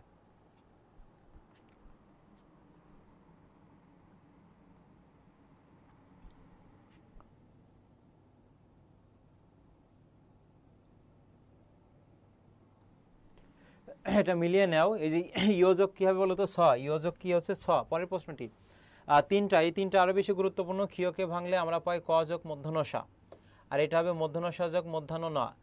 আর এটা খেয়াল করো, যদি তোমার এই যে হ যুক্ত ন, নটা উপরে থাকে তখন সেটা দন্তান্ন ন হবে। তাহলে এই প্রথম দুইটাই বাদ। ক যোগ ক্ষিয় আছে, এটাও ভুল। তাহলে সঠিক উত্তর হবে গ, ক যোগ মূর্ধন্য সা যোগ মূর্ধন্য ন, আর হ যুক্ত ন হবে। অর্থাৎ নটা যদি উপরে থাকে, যেমন আমরা বানান লিখি, এই যে মধ্যাহ্ন বানান, মধ্যাহ্ন মানে দুপুরবেলা, সূর্যের অবস্থান থাকে উপরে বা মাঝ বরাবর, এই জন্য মনে রাখবা নটা উপরে থাকবে। পূর্বাহ্ন মানে হচ্ছে দেখো এই যে দিনের শুরু, এটা হচ্ছে সূর্যের অবস্থান নিচে থাকে, অর্থাৎ নিচ থেকে উপরে সূর্য ওঠে, নটা নিচে হবে। আরেকটা আছে অপরাহ্ন, অপরাহ্ন, এটাও তোমার নিচে হবে। কোনটি শুদ্ধ, অর্থাৎ শুদ্ধটা খুঁজে বের করতে হবে তোমাকে। এগুলো ভুল, এটাও ভুল আছে, মূর্ধন্য স যোগ মূর্ধন্য ন হবে। তৃষ্ণা শব্দে কোন কোন বর্ণ আছে? তৃষ্ণা এখানে কি কি আছে বলো? এটা ভুল আগে, এরপর হচ্ছে এটাও ভুল। তোমরা গ আর ঘয়ের মধ্যে কোনটা হবে বলো? আরো সহজ করে দিলাম, গ আর ঘয়ের মধ্যে কোনটা হবে?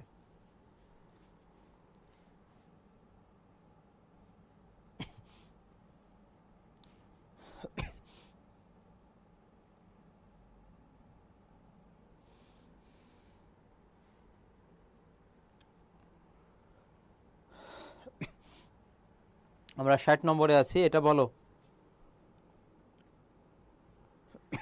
60-এর ঘ বলেছো, ধন্যবাদ। দেখো এখানে তৃষ্ণা প্রথমে ত হবে র, তারপর মূর্ধন্য শয় না, এখানে মূর্ধন্য স, তারপর মূর্ধন্য ন, আর আকারটা হবে, কিন্তু এখানে ক আছে, এটা কিন্তু ভুল।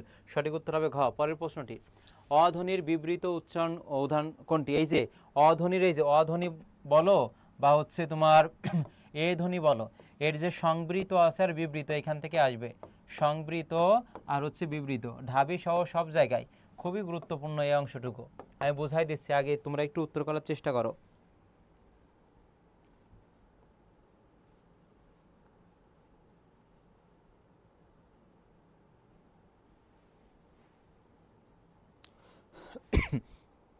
মিলিয়ে নাও।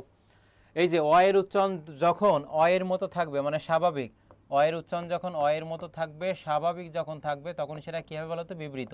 যেমন এখানে দেখো অ এর উচ্চারণটা ও হয়ে যাচ্ছে অতুল, অ এর উচ্চারণটা ও হয়ে যাচ্ছে অধীর, তারপর অ এর উচ্চারণ দেখো এই যে কয়ের সাথে অ আছে, অ এর উচ্চারণটা ও হয়ে যাচ্ছে। যখন অ এর উচ্চারণটা ও এর মতো না হয়ে অ এর মতোই উচ্চারিত হবে, স্বাভাবিক উচ্চারণই থাকবে, তখন সেটা বিবৃত। দেখো অনেক, এটা দেখো অ এর মতোই উচ্চারিত হচ্ছে, অর্থাৎ এটা কি হবে, বিবৃত হবে। আর অ এর উচ্চারণ যখন অ এর মতো না হয়ে ও এর মতো হয়, তখন সেটা বিবৃত হবে। সিম্পল ব্যাপার। পরের প্রশ্নটি, অধ্যাপক শব্দের অ এর উচ্চারণ কি? তাহলে অধ্যাপক আমি যদি এখানে লিখি কি হবে বলতো, এই যে ও হয়ে যাবে ওদ, তারপর হবে ধা, অধ্যা, তারপরে কি বলতো পোক হবে, অধ্যা পোক। এটি হচ্ছে তোমার উচ্চারণ। এবার একটু আগেই কি বললাম, এই অ এর উচ্চারণ যখন তোমার ও এর মতো হবে, কার মতো বলতো, ও এর মতো, তখন সেটা কি হবে, সংবৃত নাকি বিবৃত? আমরা একটু আগে দেখলাম অ এর উচ্চারণ অ এর মতোই ছিল, তখন সেটা বিবৃত। আর অ এর উচ্চারণ ও এর মতো হচ্ছে, কার মতো, ও এর মতো, এই জন্য এটা কি হবে বলতো, এই যে সংবৃত। ক্লিয়ার?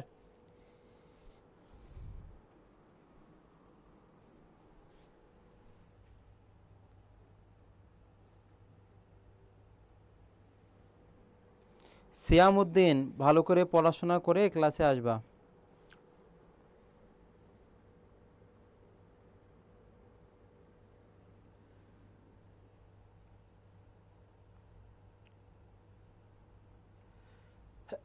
তারপরে বলো, তাহলে এটা হচ্ছে যে সংবৃত গেল, এরপর হচ্ছে এটা বলো। ভুলভাল বই পড়ে এসে উত্তর মুখস্থ করে এসে মানে আলাজালা উত্তর দিবা না আমার সামনে অন্তত। আমি প্রত্যেকটা ব্যাখ্যা দিয়ে দিচ্ছি, এগুলো আরো বেশি গুরুত্ব সহকারে দেখবা। এবার দেখো আহ্বান এর প্রমিত উচ্চারণ, এটা অনেকবার এসেছে এবং এর নিয়মটা দেখো, যদি আকারের পরে হয় ব ফলা থাকে, তাহলে হয়ের স্থলে হবে ও, আর বয়ের স্থলে কি হবে বলতো, ভ হবে। এই যে আহ্বান আছে, আহ্বান, খেয়াল করো আকারের পরে কি আছে, হয় ব ফলা, তো হয়ের স্থলে কি হবে বলতো, এই যে ও হবে, আর বয়ের স্থলে ভ, আহ্বান। আরেকটা নিয়ম আছে দেখো, যদি রস্বইকারের পরে হয় বা ফলা থাকে, তাহলে হয়ের স্থলে হবে তোমার রস্য, আর বয়ের স্থলে কি হবে ভ। যেমন কি হবে এখানে, এই যে জিহ্বা, কি হবে বলতো, জিহ্বা, এটা হবে। ক্লিয়ার? আহ্বান, তাহলে এখানে সঠিক উত্তর দেখো, এই যে গ হবে, আহ্বান। নিয়মটা মনে রাখবা।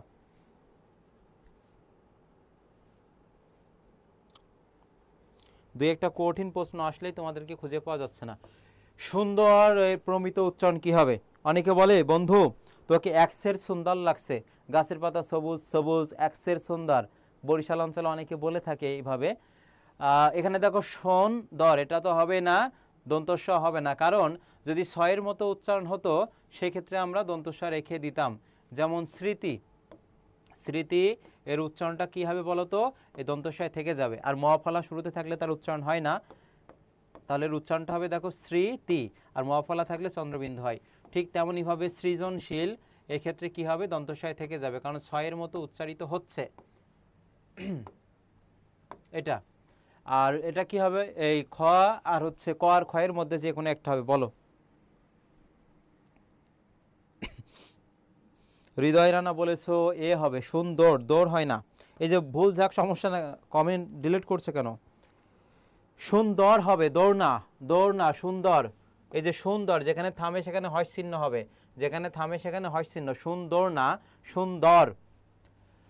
বাহ্য শব্দের উচ্চারণ কি মনে রাখবো, যদি হয়জা ফলা থাকে, হয়জা ফলা থাকলে আগে বর্গীয় জ হয়, তারপর হয় ঝ হয়। যেমন বাহ্য আছে, তারপর হচ্ছে সহ্য, তারপর হচ্ছে উজ্জ, এগুলো আসতে পারে আর কি। তাহলে বা এখানে রাখবে, আর বর্গীয় জ হবে, তারপর ঝ হবে, বাজ ঝ, খ হবে, খ। এই যে আবার উর্মি, ত্রিপুরা, ত্রিমা, তুমি সুন্দর লিখছো কেন? যেটা বললাম সঠিক উত্তর ইন্টারে পড়ে এসেছো, তারপরে যদি এগুলো ভুল হয় তোমাদের মানা যায়, কিছুদিন পরেই পরীক্ষা।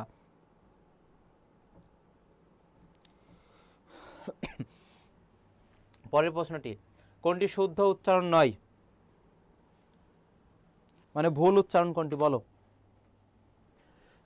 তীব্র, আচ্ছা, অর্থাৎ উচ্চারণের ক্ষেত্রে দীর্ঘ ইকারে ব্যবহার নেয়, সেটা রস্বইকার হবে, ঠিক আছে। দুঃসাহস, অর্থাৎ অনুসারে পরে যে বর্ণটি থাকে সেই বর্ণটি দিতে হবে, এখানে দন্তস্ব ছিল, দুঃসাহস বলি না আমরা, দুঃসাহস বলি, অ্যাজ ইউজুয়াল উচ্চারণ, তালবস্যই হবে, এটাও ঠিক আছে। লক্ষ্য, এটাও ঠিক আছে, কিন্তু শূন্য, দেখো এটা ভুল, ভুল আছে, শূন্য হবে, কিন্তু এটা ভুল আছে, অর্থাৎ নয় বলেছে, সঠিক উত্তর খ। অনুশাসনের উচ্চারণ কোন, শুদ্ধ উচ্চারণ কোনটি হবে, অনুশাসন, বলো। অনুশাসন, অ এর উচ্চারণটা কি হবে বলো তো? এই যে এখানে হচ্ছে তোমার অ আছে, এটা ভুল হবে, খ নম্বরও ভুল হবে। মনে রাখবা এই অ এর উচ্চারণ তখনই অ থাকবে যখন সেটা নেগেটিভ অর্থ দিবে, যেমন অকৃতজ্ঞ, এটা দেখো নেগেটিভ অর্থ দিচ্ছে, এই জন্য কি হবে বলো তো? অয় থেকে যাবে, অকৃতজ্ঞ, এটি নেগেটিভ অর্থ দিলে অ থেকে যাবে। অন্যথায় এই অ এর পরে যদি কোনো কার থাকে তখন অ এর উচ্চারণটা ও হয়ে যাবে। তাহলে দেখো তো, এই যে অনুশাসন আছে, শাসন তো হবে না, অনুশাসন হবে, গ ভুল, সঠিক উত্তর হবে ক, অনুশাসন। এবং দন্তান্ন এখানে থেমেছে, এই জন্য এখানে হয় চিহ্ন বসানো হয়েছে। নিচের কোনটি সঠিক নয়? নয় কোনটি মানে ভুল কোনটি সেটা তোমাকে বলতে হবে, বলো ভুল কোনটি?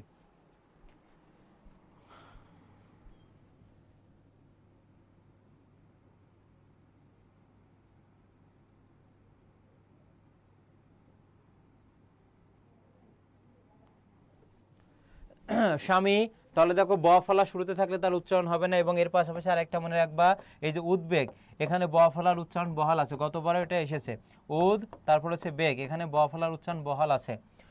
ব্যতীত, এটাও ঠিক আছে, এটাও ঠিক আছে, কোনোটি এটা তো হবে না। সম্বল, এটা ভুল আছে, সমবল হবে না, এটা ভুল। অর্থাৎ এই নিচের কোনটি সঠিক নয়, তাহলে সেই ক্ষেত্রে গ হবে সঠিক উত্তর। পরের প্রশ্নটি, উচ্চারণের নিয়ম অনুযায়ী নিচের কোনটি ঠিক? অর্থাৎ দেখো এই ধরনের প্রশ্ন জিএ অর্থাৎ অনুধাবনমূলক এসেছে। ঐতিহ্য, আমরা জানি দুইটা হচ্ছে দ্বিস্বর আছে, ওইকে ভাঙলে আমরা পাই ও আর রস্যই পাই, আর বাকি হচ্ছে তি আর হয়জা ফলা থাকলে আগে বর্গীয় জ তারপর ঝ হয়, ঐতিহ্য, এটা ঠিক আছে। আহ্বান, এটাও ঠিক আছে, কিন্তু শাস্ত্র এটা ভুল আছে। তাহলে সঠিক উত্তর এখানে কি হবে? 1 ও 2 হবে, 1 ও 2। 69-এর সঠিক উত্তর ক। পরের প্রশ্নটি, প্রজ্ঞা, এটা এই বছরের জন্য গুরুত্বপূর্ণ। প্রজ্ঞা এর উচ্চারণ কি হবে? প্রজ্ঞা, এটা রয়েছে, এটা ভুল, অর্থাৎ চন্দ্রবিন্দু হবে এখানে। দেখো এই যে শুরুতে খ নম্বরে আছে প্রজ্ঞা, যেখানে থেমেছে সেখানে হস্যচিহ্ন হবে, এই যে সঠিক উত্তর খ। পরের প্রশ্নটি, বিস্ময়, অনেকে উচ্চারণ করে বিস্ময়, ম ফলার উচ্চারণ হবে না, ম ফলার উচ্চারণ এখানে হবে না, দন্তস্ব তো আসবে না, কারণ ছয়ের মতো উচ্চারণ, বিস্ময় বলি না, আমরা বলি বিস্ময়। দন্তস্ব আছে, এটা ভুল, দন্তস্ব আছে, এটা ভুল, মূর্ধন্য তো হবেই না উচ্চারণের ক্ষেত্রে। সঠিক উত্তর তাহলে কি হবে? তোমার হচ্ছে খ, বিস্ময়। আর ম ফলার জন্য এখানে চন্দ্রবিন্দু দিয়েছে। অতীত, অ আছে, অ ভুল, অ আছে, এটা ভুল। অর্থাৎ অ যখন নেগেটিভ অর্থ দিবে তখনই অয় থেকে যাবে, অন্যথায় অটা ও হয়ে যাবে। তাহলে এখানে দীর্ঘইকারের ব্যবহার নেই, এটাও ভুল, সঠিক উত্তর হবে গ, অতীত। ব ফলার উচ্চারণ নেই কোন শব্দে? দেখো ব ফলার ম ফলা, ব ফলার ম ফলা যদি শব্দের শুরুতে আর শেষে থাকে তার উচ্চারণ হয় না। অশ্ব মানে তালবস্যটার উচ্চারণটা দিতে হবে। বিশ্বাস 2 বার, পক্ষ ক 2 বার হবে, কিন্তু এই শ্বশুর, শ্বশুরের উচ্চারণটা দেখো এখানে কি হবে? শ্বশুর, অর্থাৎ এখানে দ্বিতীয় উচ্চারণ হচ্ছে না, সেক্ষেত্রে সঠিক উত্তর হচ্ছে ঘ।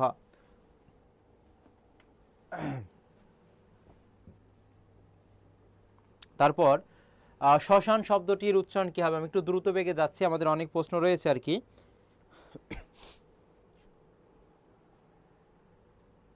তাহলে শ্মশানটা খেয়াল করে, এখানে এই যে মফলা শুরুতে রয়েছে তার উচ্চারণ হবে না, তাহলে স তারপর হবে শান, এটি হচ্ছে তোমার উচ্চারণ।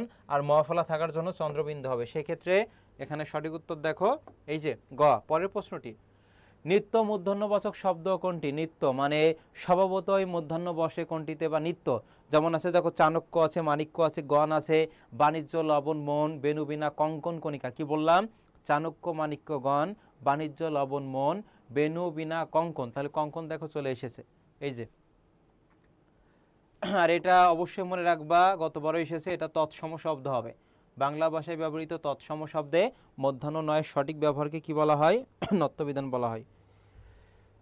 দুর্নীতি শব্দটিতে নত্যবিধি প্রযুক্ত হয় না কেন? দুর্নীতি, এরপরে থাকতে পারে দেখো দুর্নিবার, দুর্নীতি থাকতে পারে, দুর্নিবার থাকতে পারে, তারপরে দেখো সর্বনাম থাকতে পারে, সর্বনাম, তারপর হচ্ছে ত্রিনয়ন। এগুলো নত্যবিধি প্রযোজ্য নয়, কারণ এগুলো সমাসবদ্ধ শব্দ, আর সমাসবদ্ধ শব্দে নত্যবিধি প্রযোজ্য নয়। সমাসবদ্ধ শব্দে কি প্রযোজ্য নয় বলতো? নত্যবিধি প্রযোজ্য নয়। আচ্ছা, তোমাদের কি নেটে সমস্যা করছে? নেট কি সমস্যা করছে তোমাদের? একটু জানিও তো। পরের প্রশ্নটি, কোনটি শুদ্ধ? কোনটি শুদ্ধ একটু জানাও।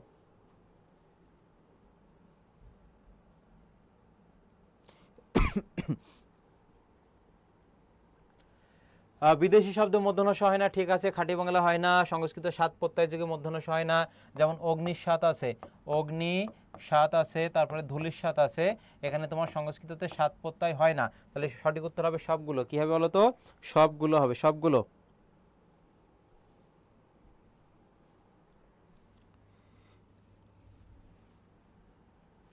হরিণ, কৃপণ এগুলো কিসের উদাহরণ? তাহলে দেখো, র এর পরে মূর্ধন্য ন বসে, রিকারের পর মূর্ধন্য ন বসে, অর্থাৎ এটা নত্যবিধানের উদাহরণ। কিসের উদাহরণ? নত্যবিধান। পরের প্রশ্নটি, বিষমী ভবনের অর্থাৎ ধ্বনি পরিবর্তন থেকে কয়েকটা প্রশ্ন আমি রেখেছি। ধ্বনি পরিবর্তন মানে উচ্চারণের পরিবর্তন। এখানে বলেছে বিষমী ভবনের উদাহরণ কোনটি? অর্থাৎ এখানে র আছে, এখানে র, একই সমবর্ণের একটা যখন পরিবর্তন হয়ে যায় নাম তার বিষমী ভবন। তাহলে দেখো, দুইটা র থেকে একটা পরিবর্তন হয়ে গিয়েছে, অর্থাৎ এটা বিষমী ভবন হবে। একই সমবর্ণের একটা পরিবর্তন হলে নাম তার বিষমী ভবন হবে, বিষমী ভবন।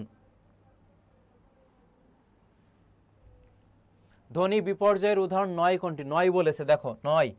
তাহলে পিশাচ থেকে পিশাচ, বাক্স থেকে বাস্ক, রিক্সা থেকে রিক্সা, এগুলো পরিবর্তন, ধ্বনি পরিবর্তনের ধ্বনি বিপর্যয়। কিন্তু স্কুল থেকে স্কুল, এটা কিন্তু ধ্বনি বিপর্যয় না, মানে এটা হচ্ছে আদি স্বরাগম। কি হয় বলো তো? এটা তোমার ধ্বনি বিপর্যয় হবে না।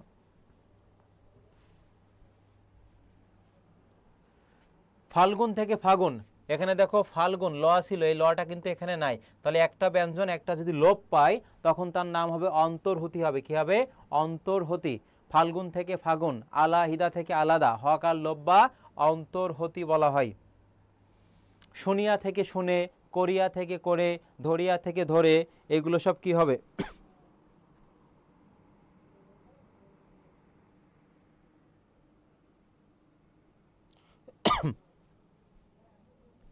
এগুলো তো তোমার সব দেখো মিলিয়ে নাও, এই যে অভিশ্রুতি হবে। শুনিয়া থেকে শুনে, করিয়া থেকে করে, ধরিয়া থেকে ধরে, এগুলো অভিশ্রুতি। স্কুল থেকে স্কুল, এটা কোন ধরনের পরিবর্তন? মূল শব্দ ছিল স্কুল, হয়েছে স্কুল। তাহলে স্বরটা দেখো শুরুতে এসেছে। স্বর যদি শুরুতে আসে তাহলে সেটার নাম হচ্ছে আদি স্বরাগম। স্বরাগম মানে স্বরের আগমন। স্বরটা শুরুতে আসলে সেটা কি হবে? আদি স্বরাগম হবে, আদি স্বরাগম। ব্যঞ্জন বিকৃতির উদাহরণ কোনটি? অর্থাৎ একটা চলে যাবে আর একটা আসবে, নাম তার হচ্ছে ব্যঞ্জন বিকৃতি। যেমন ধোপা থেকে ধোপা, তারপরে থাকতে পারে দেখো দাইমা, দাইমা থেকে হচ্ছে ধাইমা, দাইমা থেকে ধাইমা। এরপর থাকতে পারে দেখো রফিক থেকে শফিক, রফিক থেকে শফিক। অর্থাৎ একটা চলে যাবে আর একটা আসবে, নাম তার হচ্ছে ব্যঞ্জন বিকৃতি হবে। কি হবে বলতো? ব্যঞ্জন বিকৃতি।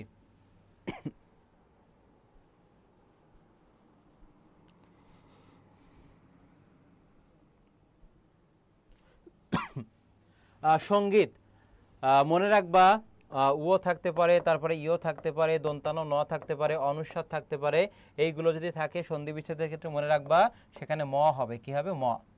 যেমন সংসারের সন্ধি বিচ্ছেদ কি? সংসার।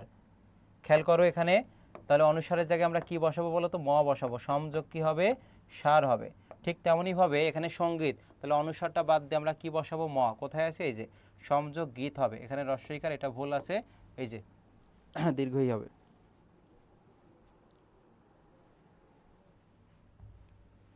প্রত্যাবর্তন শব্দের সন্ধি বিচ্ছেদ, জ ফলা থাকলে তার পূর্ব বর্ণের সাথে রস্বইকার হয়, সেক্ষেত্রে কি হবে দেখো? প্রতিযোগ, এই যে আবর্তন আছে কোথায়? প্রতিযোগ আবর্তন, প্রতিযোগ আবর্তন।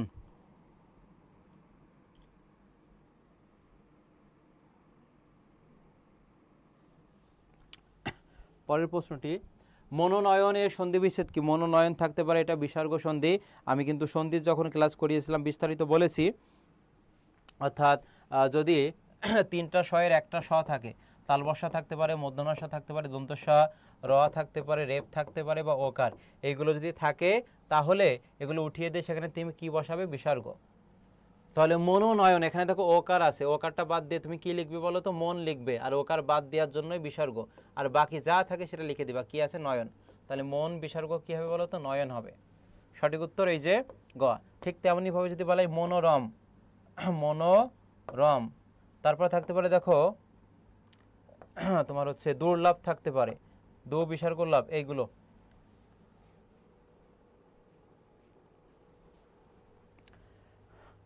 তাহলে মন যোগ কি হবে বলো তো? এই যে রম। আবির্ভাব, এই যে রেফ আছে, রেফটা কেটে তুমি কি বসাবে বলো তো? এই যে রেফ থাকলে রেফ বসিয়ে উঠিয়ে দিয়ে সেখানে বিসর্গ, তাহলে এটি হচ্ছে সন্ধি দ্বারা কি হবে? সন্ধি দ্বারা গঠিত হয়েছে আবির্ভাব।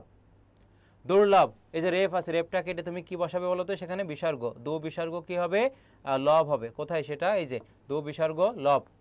অর্থাৎ তিনটা শয়ের একটা শ থাকতে পারে, র থাকতে পারে, রেপ থাকতে পারে, এগুলো উঠিয়ে বিসর্গ বসাবে আর পরে যেটা থাকবে সেটা লিখে দিবে।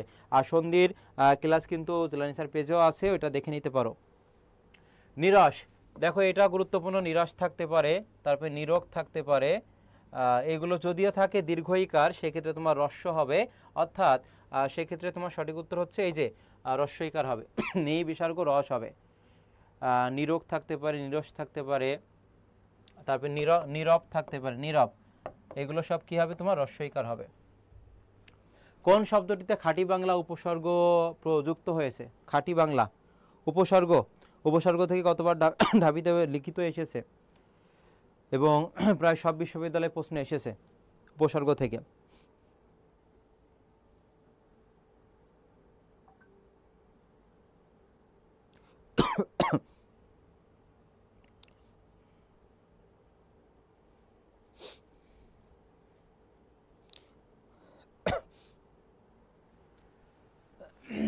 তাহলে কোনটিতে খাঁটি বাংলা উপসর্গ? দেখো এখানে উপসর্গ শব্দের পূর্বে বসে, অর্থাৎ এই যে জানার আগে বসেছে অ, এটা অজানা, এটা খাঁটি বাংলা। নিচের কোনটির অর্থবাচকতা নেই কিন্তু অর্থদ্যোতকতা আছে, কতবার এটা লিখিততে এসেছে উপসর্গ? যেমন আমরা যদি লিখি হার, হারের আগে যদি আমরা প্রযুক্ত করি তাহলে কি হবে বলতো? প্রহার। যদি বিযুক্ত করি তাহলে কি হবে? বিহার। যদি সমযুক্ত করি তাহলে কি হবে? সমহার। যদি উপযুক্ত করি তাহলে কি হবে? উপহার। তাহলে দেখো এই যে সম আছে, বি আছে, প্রো, উপ, এর নিজস্ব কোনো অর্থ নাই, কিন্তু কোনো শব্দের পূর্বে বসে অর্থ সংকোচন প্রসারণ করতে পারে, এজন্য বলা হয় এর অর্থ নাই কিন্তু অর্থদ্যোতকতা আছে, উপসর্গ হবে।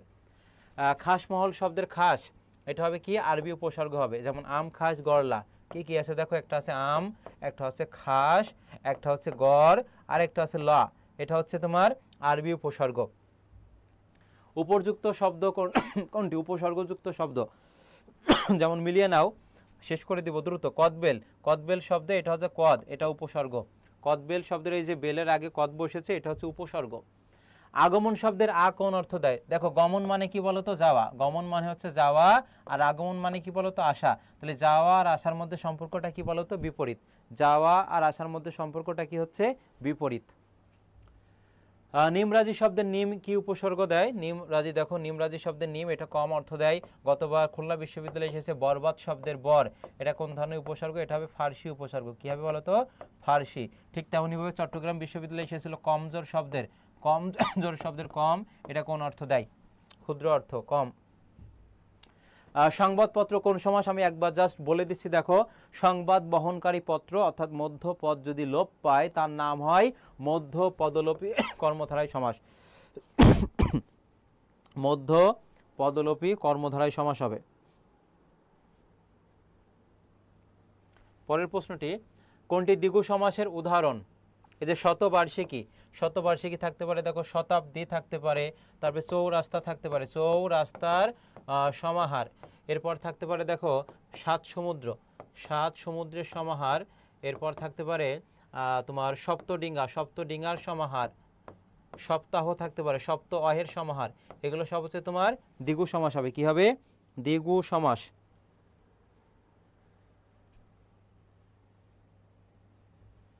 মহাকীর্তি এর ব্যাসবাক্য কি? মহতি যে কীর্তি বা মহা যে কীর্তি, এই যে তারপরে মহা নবী, মহা যে নবী, দ্বন্দ্ব সমাস, এটা মিলিয়ে নাও। দম্পতি, জায়া ও পতি, জায়া ও পতি, এটা দ্বন্দ্ব সমাস হবে। জায়া ও পতি কি হবে বলতো? দ্বন্দ্ব সমাস। মহানদী, এটা মহা যে নদী, কোথায় আছে দেখো? এই যে মহা যে নদী, মহানবী। ঠিক তেমনি ভাবে এগুলো হচ্ছে কর্মধারায় সমাস হবে। কি হবে? কর্মধারায় সমাস। যেমন কাঁচা মিঠা আছে, কাঁচা মিঠা, যা কাঁচা তাই মিঠা। জজ সাহেব, যিনি জজ তিনি সাহেব। তারপরে হচ্ছে দেখো চালাক চতুর, যে চালাক সে চতুর, এগুলো সব হচ্ছে তোমার কর্মধারয় সমাস কি হবে? কর্মধারয় সমাস হবে। শেষের দিকে আছি আমরা। তুষার ধবল কোন সমাসের উদাহরণ? তুষার ধবল কোন সমাসের উদাহরণ? তুষার, দেখো তুষার হচ্ছে পূর্বপদ, ধবল হচ্ছে পরপদ। তাহলে যদি ব্যাস বাক্য তোমার সত্য বা হচ্ছে বাস্তব তুলনা বোঝায়, তুষারের ন্যায় ধবল। তুষার হচ্ছে বরফ, বরফ সাধারণত সাদা, আর ধবল মানেও সাদা। তাহলে দেখো পূর্বপদ পরপদ বাস্তব তুলনা বোঝাচ্ছে, এটা উপমান কর্মধারায় সমাস হবে, উপমান। পরের প্রশ্নটি, গৃহ অন্তর। যদি অন্তর থাকে মনে রাখবা, অন্তর থাকলে অন্তর কেটে আমরা কি লিখবো? অন্য লিখবো।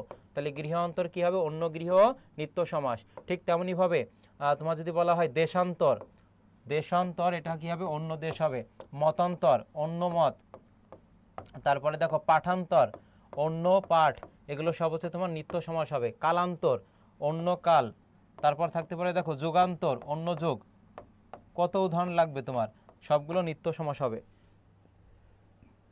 উপমান শব্দের অর্থ তুলনীয় বস্তু। উপমান শব্দের অর্থ কি বলতো? তুলনীয় বস্তু। হাট বাজার কোন অর্থে দ্বন্দ্ব সমাস? হাট বাজার এটা সমার্থক, কি হবে বলতো? সমার্থক। আর বিরোধার্থক এটা তোমার থাকতে পারে দা কুমড়া, দা কুমড়া এটা বিরোধার্থক হবে। আর একটা দেখো ওহি নকুল, ওহি মানে হচ্ছে তোমার সাপ, নকুল অর্থ বেজি, সাপ ও বেজির মধ্যে যে বিরোধার্থক হবে। আর এখানে হাট বাজার এটা সমার্থকের মধ্যে যাবে। কীট পতঙ্গ এটা তোমার সমার্থক হবে, কীট ও পতঙ্গ এটা সমার্থক হবে। শিশির সিক্ত কোন সমাস? শিশির সিক্ত, শিশিরের দ্বারা সিক্ত, অর্থাৎ এটা দ্বারা দেয়া কর্তৃক তৃতীয়া তৎপুরুষ হবে, তৃতীয়া তৎপুরুষ। শিশিরের দ্বারা সিক্ত। ঠিক তেমনি ভাবে দেখো হতে পারে ছায়া শীতল, ছায়া দ্বারা শীতল। তারপর হতে পারে দেখো মন গড়া, মন দ্বারা গড়া, এগুলো। তারপরে থাকতে পারে ঢেকি ছাটা, ঢেকি দ্বারা ছাটা, এগুলো তোমার তৃতীয়া তৎপুরুষ হবে। চুলা মূলত কোন দেশীয় শব্দ, মানে কোন জায়গা থেকে আগত সেটা মনে রাখবা। এই দেশি শব্দগুলো এসেছে আমাদের কোল থেকে, কোল জাতি, মুন্ডা বা অস্টিক দ্রাবিড়, কোল দ্রাবিড় অস্টিক মুন্ডা এদের কাছ থেকে এসেছে। নিচের কোনগুলো দেশি শব্দ? আমি একবারে বলে দিচ্ছি, মিলিয়ে নাও। এই যে ঢেকি আছে, কোলা আছে, ছাই আছে, চুলা আছে, ঝোল আছে, টোপর আছে, টোপর। তারপর দেখো ডাব আছে, ডাব, এগুলো তোমার দেশি শব্দ হবে। কি হবে? দেশি শব্দ। অর্থগত বিবেচনায় শব্দ কয় প্রকার? একটা হচ্ছে তোমার হচ্ছে যৌগিক শব্দ, একটা রূঢ় বা রূঢ়ি শব্দ, আর একটা হচ্ছে যোগরূঢ় শব্দ। তৎসম শব্দ কোনগুলো? তৎসম শব্দ চেনার উপায় কি? এই তৎসম শব্দের মধ্যে দেখো যুক্তবর্ণ থাকতে পারে, মধ্যাহ্ন ন থাকতে পারে, মধ্যাহ্ন স থাকতে পারে, ক্ষীয় থাকতে পারে, রেফ থাকতে পারে, ফলা থাকতে পারে। তারপরে তোমার হিন্দু ধর্মের ব্যবহৃত যে শব্দগুলো আছে, যেমন ব্রাহ্মণ আছে, পুরোহিত আছে, তারপরে তোমার হচ্ছে ধুতি আছে, দীর্ঘকারযুক্ত, দীর্ঘকারযুক্ত, এগুলো তোমার সব হচ্ছে তৎসম শব্দ হবে। এরপরে দেখো চন্দ্র, সূর্য, গ্রহ, নক্ষত্র, এগুলো এখানে হবে আকাশ, বৃক্ষ, ধর্ম, মস্তক, এগুলো হচ্ছে তৎসম। তৎ মানে তার, সম মানে সমান, সংস্কৃতের সমানকে বলা হয় তৎসম বলা হয়। হস্তি কোন শ্রেণীর শব্দ? মনে রাখবা যে সকল শব্দের ব্যুৎপত্তি ও ব্যবহারিক অর্থ দুইটা, কয়টা বললাম? দুইটা, তার সেটা হচ্ছে রূঢ় বা রূঢ়ি শব্দ। যেমন হস্তির অর্থ দুইটা, একটা হাতকে বোঝায়, একটা হাতিকেও বোঝায়। ঠিক তেমনিভাবে সন্দেশ, সন্দেশের অর্থ দুইটা, একটা খাবার, মিষ্টান্ন জাতীয় খাবার, আর একটা অর্থ হচ্ছে খবর। ঠিক তেমনিভাবে গবেষণা, গবেষণার অর্থ দুইটা, দেখো একটা অর্থ গোযোগ এসোনা, আর একটা হচ্ছে আবিষ্কার অর্থ। ঠিক দেখো একটা হবে তৈল, তৈল, আর একটা হচ্ছে বাসি, এগুলো তোমার সব হচ্ছে রূঢ় বা রূঢ়ি শব্দ হবে। কি হবে বলো তো? রূঢ় বা রূঢ়ি শব্দ হবে। ঠিক তেমনিভাবে হরিণ, এটারও অর্থ দুইটা, গতবার রাবিতে এসেছে। হরিণের একটা অর্থ হরণকারী, আর একটা অর্থ এই যে প্রাণী বোঝাই। তাহলে দুইটা অর্থ, এটা হবে রূঢ় বা রূঢ়ি শব্দ। দেখো কত অজানা তথ্য তোমরা জানতে পারলে। জলদ, জল দেয় যে, আর একটা আছে জলধি, জল ধারণ করে যে, এগুলো হচ্ছে তোমার হচ্ছে যোগরূঢ় শব্দ হবে, যোগরূঢ় শব্দ, যোগরূঢ়। তারপরে আছে দেখো রাজপুত্র, যেগুলো আমরা ব্যাস বাক্যের সাহায্যে নির্ণয় করতে পারি, রাজার পুত্র। এরপরে দেখো হতে পারে মহাযাত্রা, মহৎ, যে মহাসমরে যে যাত্রা। তবে জলদ।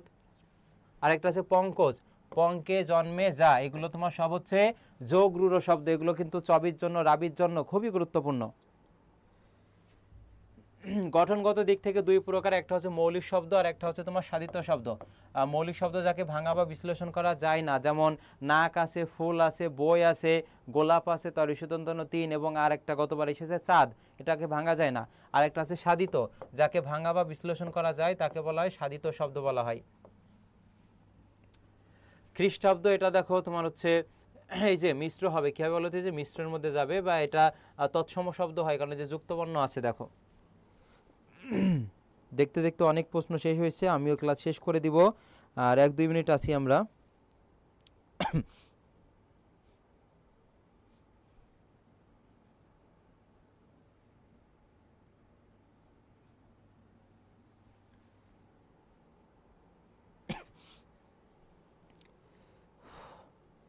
অনেকে শেষ পর্যন্ত আসো, প্রায় হচ্ছে খ্রিস্টাব্দ। এক্ষেত্রে দেখো তোমার মোস্ট অ্যাপ্রোপ্রিয়েট মিশ্রের মধ্যে যাবে জামদানি, এটা দেখো এই যে ফার্সি আছে, ফার্সি।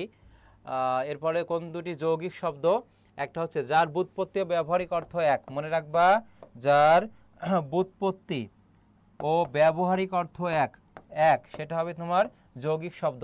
তাহলে এখানে আছে গায়ক আছে বাবুয়ানা, গৈজকক যে গান করে বাবুয়ানা। এরপরে হতে পারে দেখো দৌহিত্র, কন্যার পুত্র বা নাতিকে বোঝায়। আর একটা হচ্ছে তোমার চিকামারা, মানে দেয়াল লিখন। চিকামারা মানে কি বলতো, দেয়াল লিখন। এগুলো তোমার যৌগিক শব্দ হবে, কি হবে, যৌগিক শব্দ। এই ছিল আজকের ক্লাসটি, কেমন লেগেছে একটু জানিও, এবং আমি ক্লাসের পিডিএফ জিলানি স্যার পেজে পোস্ট করে দিব। এর পাশাপাশি তোমাদের আরেকটা তথ্য, আমি যে 600 এমসিকিউর কথা বলছিলাম এবং লিখিত সহ, সেটা কোর্স ফি হচ্ছে আমি 400 টাকা মতো রাখা হবে। আর যাদের খুব এটাই রাখা হবে, এখানে তুমি 600 প্লাস বাংলা প্রশ্ন পাবা লিখিত সহ, আর হচ্ছে ইংরেজি ও সাধারণ জ্ঞানের গুরুত্বপূর্ণ 100-200টা মতো প্রশ্ন পাবা আর কি। কেমন লেগেছে সবাই একটা বাক্যে জানাও, এবং জিলানি স্যার পেজে দেখো আমি কমেন্ট করছি,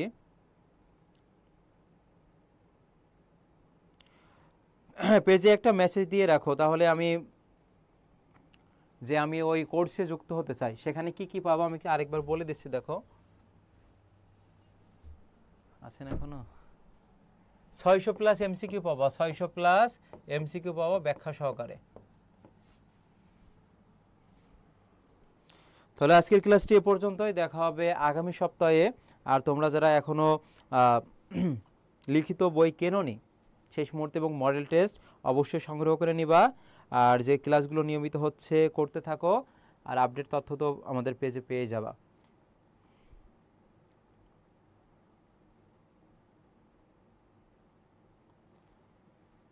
আজকের ক্লাসটি এ পর্যন্তই।